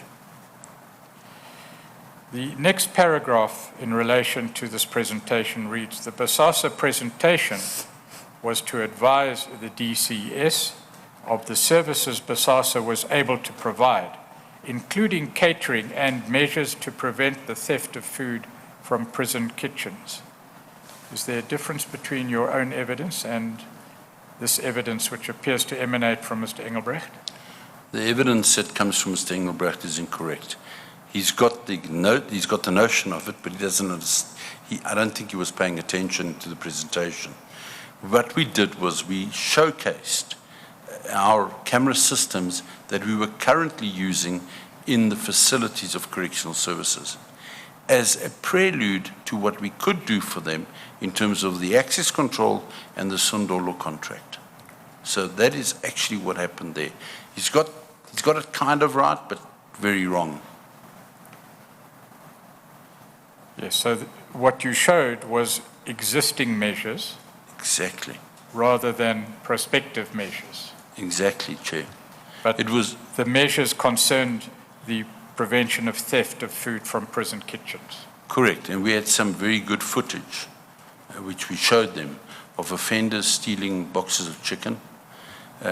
We had a funny incident where a warder was sleeping at night by pushing two tables together. We had a few incidents, and that's what we showed them, so that we said to them, when we spoke to them, explained to them that this gives you the facility and the ability to monitor it off-site should something happen in one of the correctional centres. Yes. Mr. Engelbrecht, of course, as per this report, was an official of the Department of Correctional Services at the time. Correct. The next paragraph reads, this meeting took place not only prior to the advertising of the kitchens tender, but also before it was made known within the DCS that it would be outsourcing catering services, the full maintenance of the kitchen equipment, and the training of DCS staff and inmates at correctional centres. That may be incorrect as well. It's very incorrect. This took place before the awarding of the Sondolo TV contract and the access controlled CCTV contract for Sondolo. So he's got it horribly wrong in here. If I may add, Chair, that I think what they could do is they could actually get collaboration from some of the other DCS management staff that were there.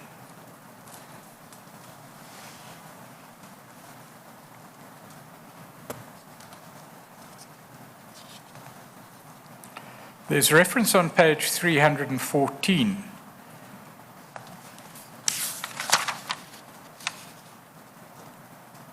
to an executive management committee meeting having taken place in the Magaliesburg area prior to May 2004, where Mr. Gillingham did a presentation regarding the outsourcing of catering services. Do you know anything about that? I'm not aware of the actual meeting. I've read about it subsequently in the document itself. Right. And there's reference there to an amendment to the Correctional Services Act regarding the provision of food and the times at which food should be served. Is that relevant at all to your evidence? Well, it's not really relevant, Chair. Apart from that, they had a problem to comply with the Act, and that was one of the reasons why the initial training contract happened, as far as I was told.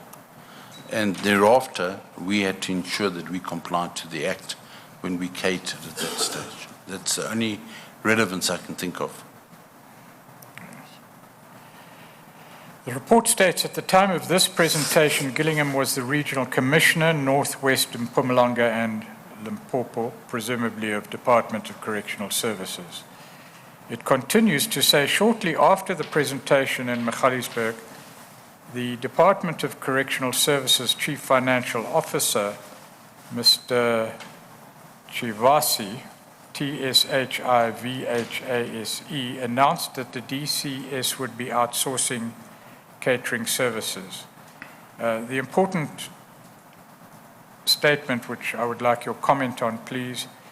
Gillingham was appointed as the project leader for this tender, which was then prioritized.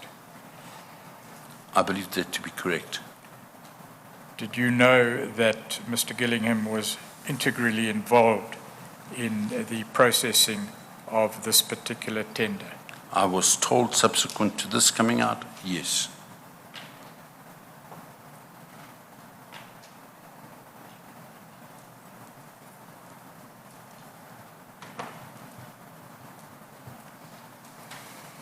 The timeline of the tender is dealt with.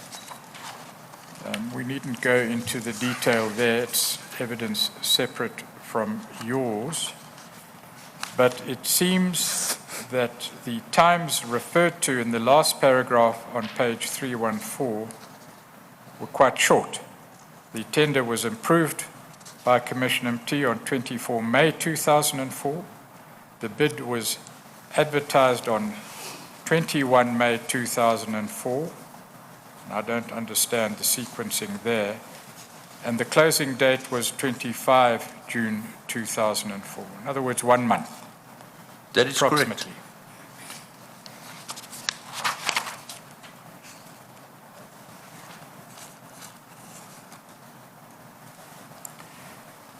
Then in the same report, under the same head at page 315, the report deals with the drafting of the bid specifications.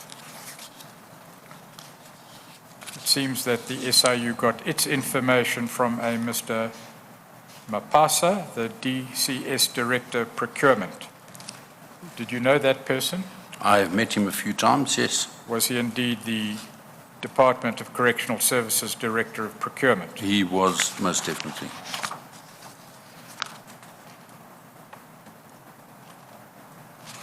Over the page, at page 316, the report says the SIU could find no evidence that a needs analysis or feasibility study was conducted prior to the initiation of this tender process.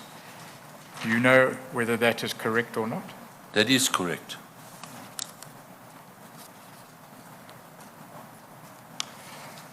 The next paragraph reads, although the kitchen's contract should have originated in the DCS Directorate Development and Care, the SIU established that the need for the kitchen's contract did not originate in this directorate, nor did this directorate initiate the process. Do you know that as a fact or not? That is what I read afterwards when the report came out, and it seems to be a fact. Well, you don't know from your own knowledge, then? I don't know from my own knowledge. And then references made to interviews with a Ms.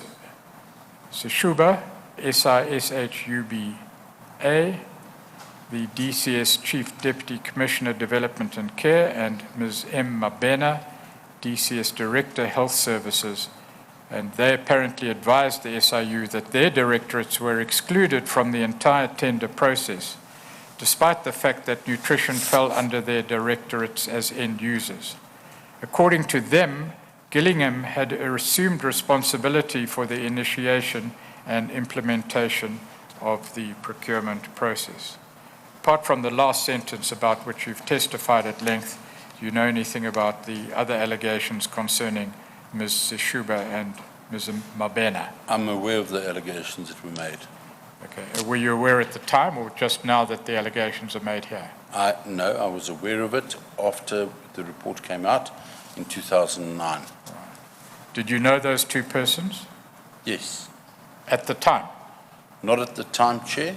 I only got to meet them after the award of the contract.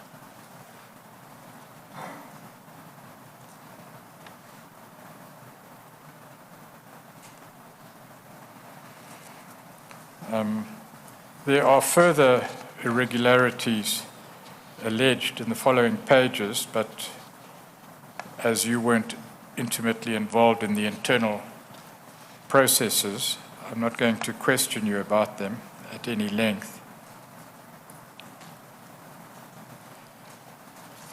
The next paragraph that I'd like to deal with is the 5th paragraph on page 316. You've testified, of course, as to the drafting of specifications for the tender. The paragraph reads in its first sentence, as regards the drafting of the specifications for the tender under discussion, Pretorius informed the SIU that during a meeting he had with Gillingham, the latter advised that he was developing specifications for the tender and handed Pretorius a 2-page document that he was requested to peruse. Do you know of the gentleman Pretorius? I do know the gentleman. Who was he? What office did he hold, or what post did he hold? He was in the procurement. At Department of Correctional Services. That is correct. The only fact here concerning which you have commented and may still comment is whether Gillingham in fact was busy developing specifications for the tender. Well, that was a given, Chair.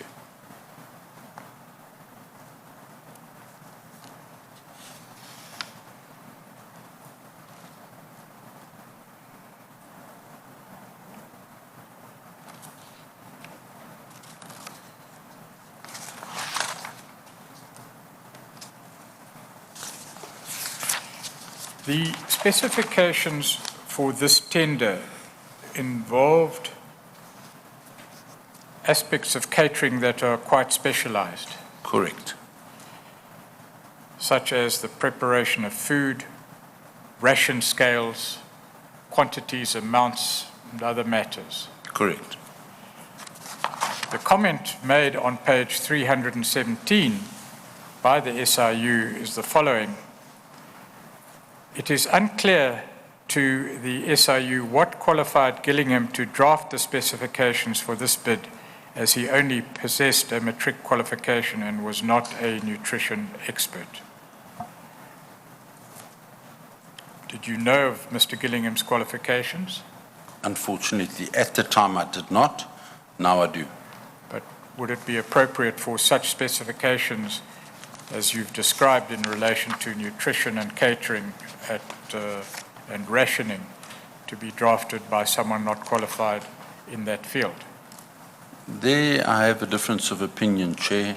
The gentleman he had a wealth of knowledge. He had over 40 years experience in the correctional services environment. So I don't think one can actually use that argument.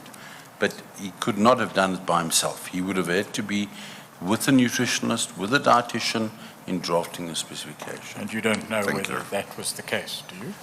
I'm not aware.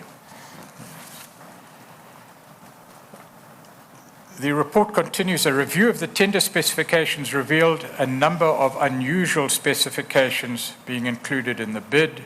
For example, the installation of security cameras, the requirement that bidders must have accredited security personnel with proven track records of installing and monitoring off-site CCTV and internet protocol surveillance, and be International Standards Organization compliant. Bidders were required to have fully functional integrated maintenance departments with a minimum of 5 years experience, and various other requirements. The Chair may be interested in the confirmation here of the specifications for the catering contract in regard to security installations and equipment and expertise. You've given evidence as to why generally such requirements might be included in the tender specifications. Would you perhaps repeat that evidence in relation to this particular portion of the report? Chair, what we did was we made sure, and I allude to it in my affidavit as well, is that we raised the bar. That for anybody to get into this type of business, they would have to comply to these minimum requirements. It was virtually unattainable.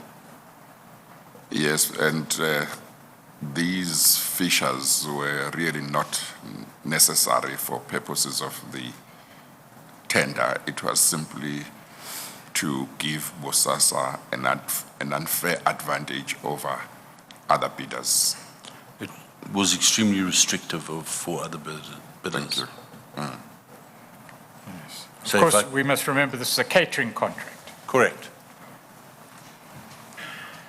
If I may give you an example, Chair. Yeah. One of the things was a mobile kitchen. There was only at that stage ourselves that did that. And for anybody to come up with something like that would take at least 8 weeks of planning and about another 3 months of construction. So there was no way anywhere in the country, they would have been able to find one to be able to comply to this. And the bid was structured in such a manner that if you did not attain a 70% threshold, you did not go to the second phase. Yeah. At one stage, they had to push someone through, that there were two bidders that bid at the same with us. Yeah.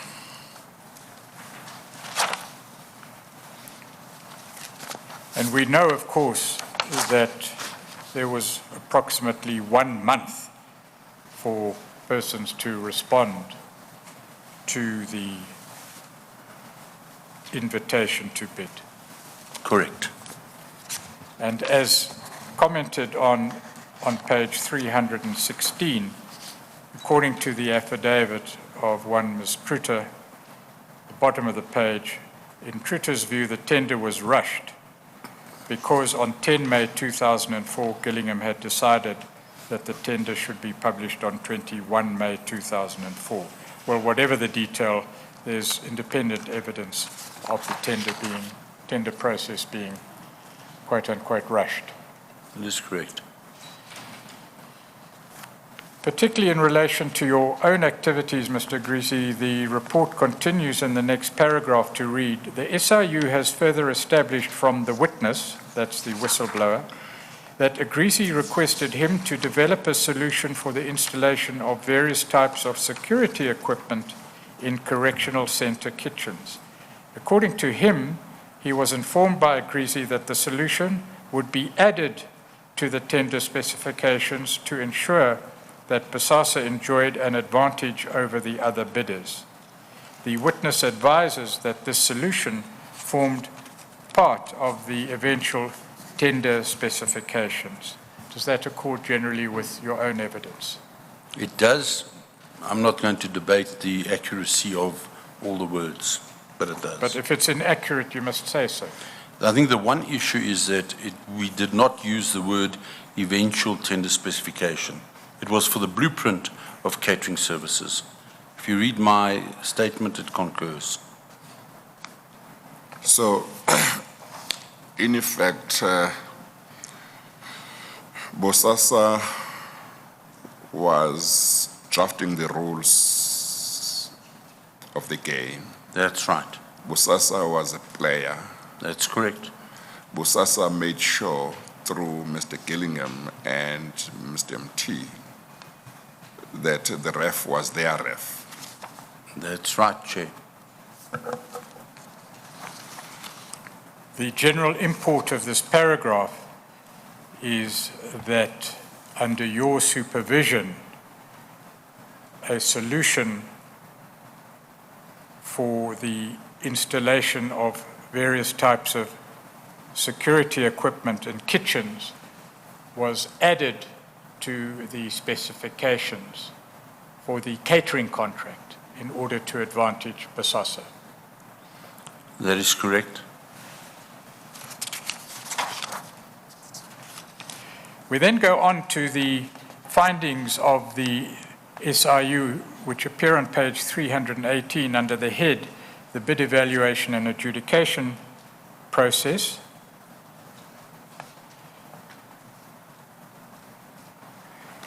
Apparently, there's evidence of Mr. Gillingham as chairperson of the relevant bid evaluation committee having signed a particular declaration form which indicated that he had no interest in any of the bidders for the kitchen's contract. Do you recall anything about that form at all? Or is that a matter beyond your knowledge? It's a matter beyond my knowledge, but I'm aware of it now because I'd seen the SIU report.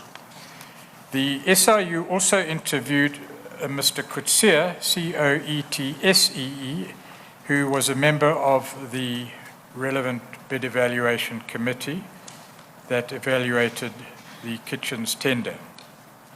Do you see that in the second last paragraph on page 318? I'm aware of it. He and other bid evaluation committee members observed that the entire tender process had been managed by Gillingham. I can't comment on what he's aware of or perceived. Yes. But I'm aware of the statement made. Yes. Is it consistent with your own knowledge that the whole tender process was in fact managed by Gillingham? Yes. You know that? Yes, Chair.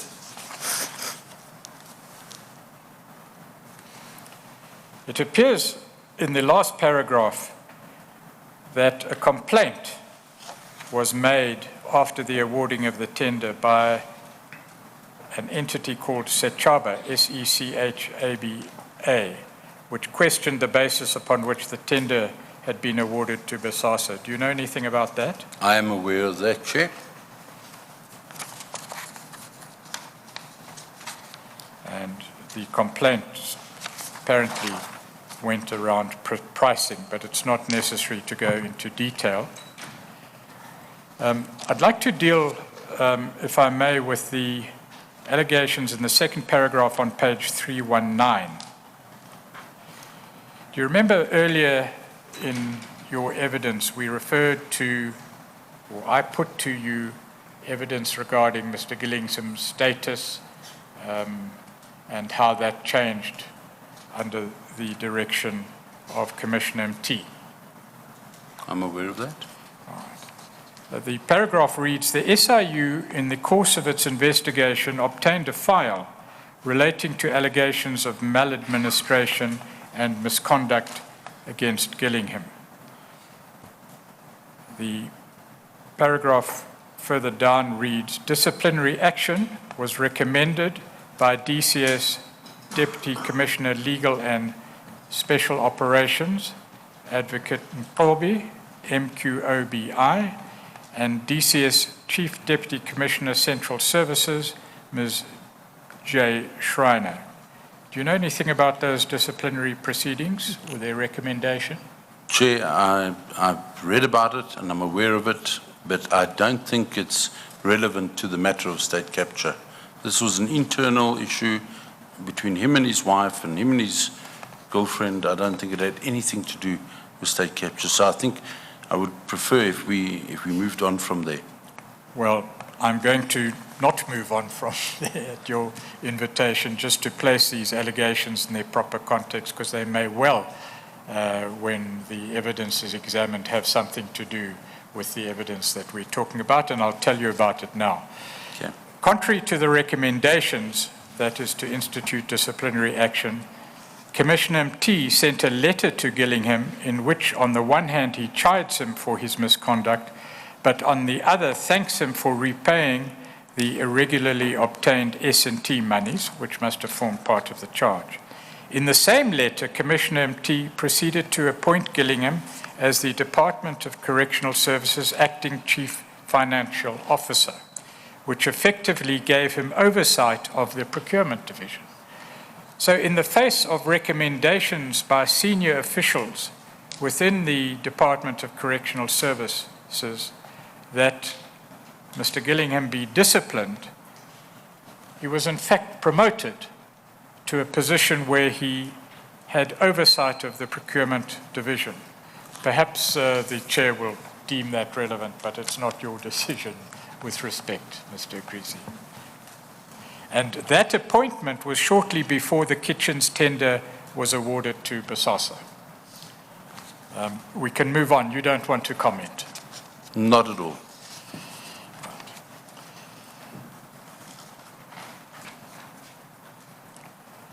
They then set out a table of the members of the Bid Evaluation Committee and the Bid Adjudication Committee in a table below, and they remark, it will be noticed that Gillingham served on both committees in the BEC as its chairman and in the NBAC, that's the Adjudication Committee, in an advisory capacity.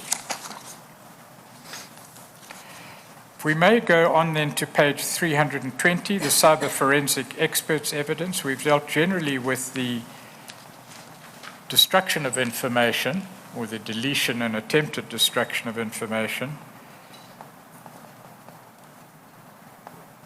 Here, it's evident that Milan, the cyber forensic expert employed by the SIU, recovered a document entitled checklist.doc obtained from the images seized at Mr. Gillingham's residence.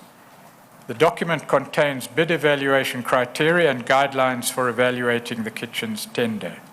These criteria and guidelines obviously should not have been in the possession of any bidder, and especially not before the submission of tenders, since it would enable the bidder to know in advance the weighting of certain factors relevant to the tender. You would understand at least those allegations. I understand the allegations. The evidence recorded here says Milan was able to establish that the document was created on 28 June 2004 and saved on the same date by Agrizzi. Is that correct? I'm aware of that, Chair. And it's correct? To me, that's correct. All right. Now, interestingly, we get to those email addresses to which you referred in evidence. The heading is email logs between Agrizzi, Mansell, and Quibus at bfn.co.za. That was one of the addresses that you referred to in evidence to which you had been instructed to send confidential documentation. That is correct. It reads, during the SIU's investigation of the access control tender, an email address, quibus at bfn.co.za, was linked to Gillingham. According to Fenter, Gillingham explained to him that quibus at bfn.co.za was his residential email address. So without going into that particular detail of any conversation between Fenter and Gillingham, it appears that what the SIU have concluded after their investigations is that particular address, quibus at bfn.co.za, was Gillingham's address. That is correct. You didn't know it at the time, though? I wasn't aware of it when it started. You were just told to send the documents to that address? That is correct. The final paragraph on page 320 reads, Mr. F. de Villiers of NCC, that's Network and Computing Consultants situated in Bloemfontein, informed the SIU that quibus at bfn.co.za was an email address belonging to BOSASA and paid for monthly by BOSASA between August 2004 and March 2005. The evidence appears to be that BOSASA had this address. It was an address in Bloemfontein, and it was an address which resulted in the delivery of documents to Gillingham. Do you have anything to say about that information? Nothing whatsoever. Does it make sense to you? It does make sense. Sorry, it doesn't make sense. It does make sense. It does make sense. Yes. The SIU, it states on page 321, obtained email logs from NCC, that's where the address was located in Bloemfontein, and found two emails sent from Gillingham to Agrizzi on 26 April 2004 with the subject Tender Evaluation Criteria, Danny Mansell, and reviewed documents. These documents were sent approximately 1 month before the kitchen's tender was advertised. Do you know anything about the receipt of those documents from that address? As it was spelt out, it was sent from Danny Mansell to myself.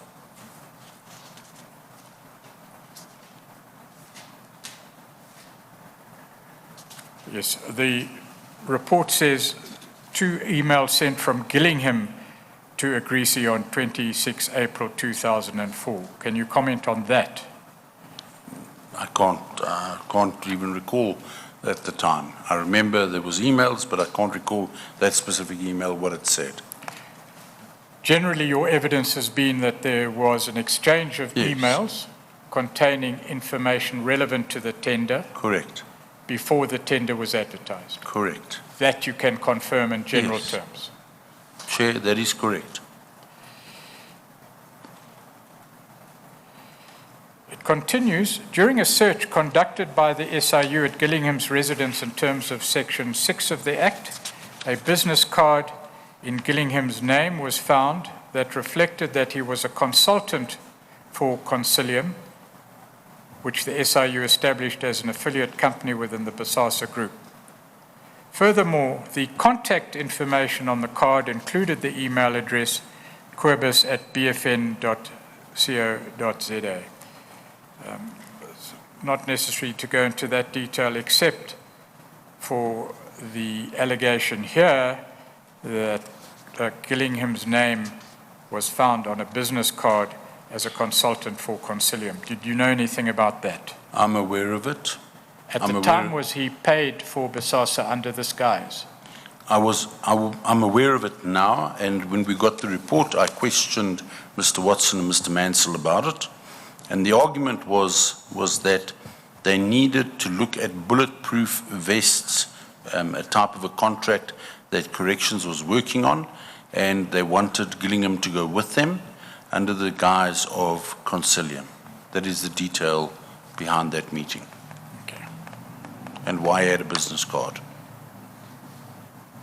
I mean, that explanation, are you saying that is the explanation that was given to you when you questioned, or that was given to the SIU? No, that was the explanation that was given to me, and it was confirmed by Dr. Smith and by Gillingham. Yes.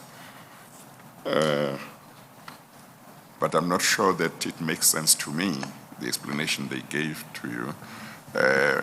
If one proceeds from the premise that him, that is Gillingham, being employed by the Department of Correctional Services full-time, shouldn't have had any employment relationship of any kind with BOSASA.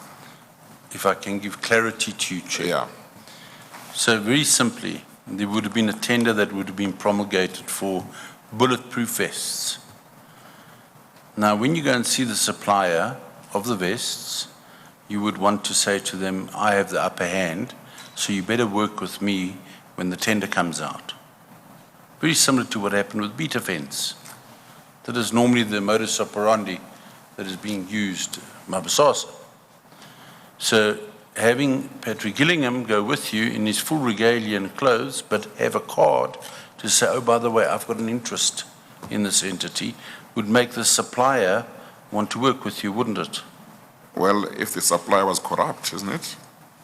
Chair, you've answered my... If the supplier That's wasn't exactly... corrupt, they would say there must be something wrong here. Why is an official from Department of Correctional Services coming with a potential bidder? Unfortunately, Chair, that's what I'm also busy fighting right now, is that. But it may or may not make sense when BOSASA goes to a supplier, potential supplier. But what I was saying is, doesn't seem to make sense as an explanation when it's given to the SIU, or was it not? Or is the position that that's not what was That was never given to the SIU. Or it was just given to you? It was given to me. Oh, okay. And that is why he had the card Yeah. printed as Concilium. Yeah. As a matter of fact, I confronted Dr. Smith Yeah. on that matter, Yes. and he said to me it was such a rush that they didn't even think, they just sent them down to the design house or to the where we did all our printing, and they quickly made a card for him there. Yeah, okay, thank you. Does it make sense, Chair? I'm not sure, but it's okay.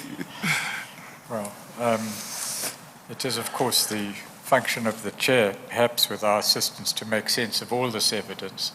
But for present purposes, you know that Mr. Gillingham was given a card which reflected his position as being a consultant for Concilium. That's correct. Further down on page 321, two extensions of the kitchens contract, or catering contract as you've described, are dealt with. I'd just like to deal with the first and the second one, and then perhaps any other information under this head. Let's deal first with the extension of the kitchens contract described under the first head. The report reads, as already observed, the kitchens tender covered 7 management areas. You've confirmed that. That is correct. The contract signed with BOSASA did not mention 7 satellite correctional centers falling within these 7 management areas. On 29 September 2004, BOSASA proposed to Gillingham that the 7 satellite correctional centers be included by way of an extension of the kitchen's tender. That The is correct. extension was recommended by Gillingham and authorized by Commissioner MT on 17 May 2005. Do That you is know correct. of those facts? That is correct, Chair. They are correct, as set out here. To the best of my knowledge, yes, those are correct. Sorry, Mr. Agrizzi, Yes, sir. it might be something that you might deal with at some other stage that might be convenient. It may be that you can't deal with it at any stage because you don't know. It would be interesting to find out how this relationship between BOSASA and Gillingham came about. Is that something you know and might deal with it at some stage, or is that something you don't know? Or when you came to BOSASA, there seemed to be a relationship between the two, BOSASA and Mr. Gillingham. Chair, I can deal with it I refer to it in the affidavit. I can deal with it at any time it's fit for you. Okay, is it a long story or is it a short story? I think it's a Or you want fairly- to ask me whether I want a longer version or a shorter version? Well, it's like the list going around. There's 2 versions or 3 versions now. Well, maybe Chair. I'll Mr. Pretorius, you want me to leave it for you to pick up the right time for us to deal with it? I'm going to make a note, perhaps Yeah. that the legal representatives can prepare a short supplement Yeah. to the affidavit in that Yes, regard. yes, The witness has given evidence yeah, of his meetings with Mr. Gillingham, yeah, when those occurred, yeah, and what occurred at those meetings. He's also given evidence yeah, as to the payments made to Mr. Gillingham, both those that he made and others made. But I understand your question to concern the prior formation of the relationship yes, yes. and what the witness knows about that. Yes, yes, yes. I understand his evidence about his first meeting, when he first met Mr. Gillingham, and when his second meeting was with Mr. Gillingham, just as he has told us about his first meeting with Mr. MT and his second meeting with Mr. MT. But I don't know whether, or rather I doubt, based on what I've seen in the affidavit, that his first meeting with Mr. Gillingham marked the beginning of the relationship between Mr. Gillingham and BOSASA. My impression is that that relationship was already there when we met him, and I would like to know how it came about and who were involved in bringing it about. We will deal with that. Thank you, Chair. Thank you. Is this a convenient time? Oh, yes. We will take the lunch adjournment and we will resume at 2 o'clock. We adjourn. All right.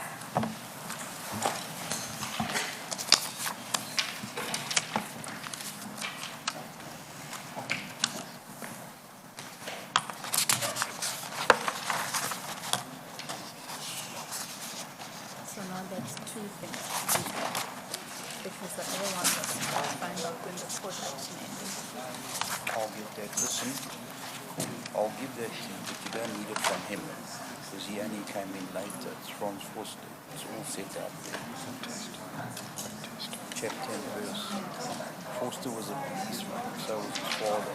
His father knew Gillingham. Forster's father was my wonderful. aunt. He then wined him and downed him and brought him into the fold. And it's in the affidavit. Yeah. So we'll get that. And the court thing will check up for you. Thank you. Maybe if you give me just a list of what we still need to do, Yeah. a supplementary what you picked up with Okay, the I've got a other ones, and then we'll put it together.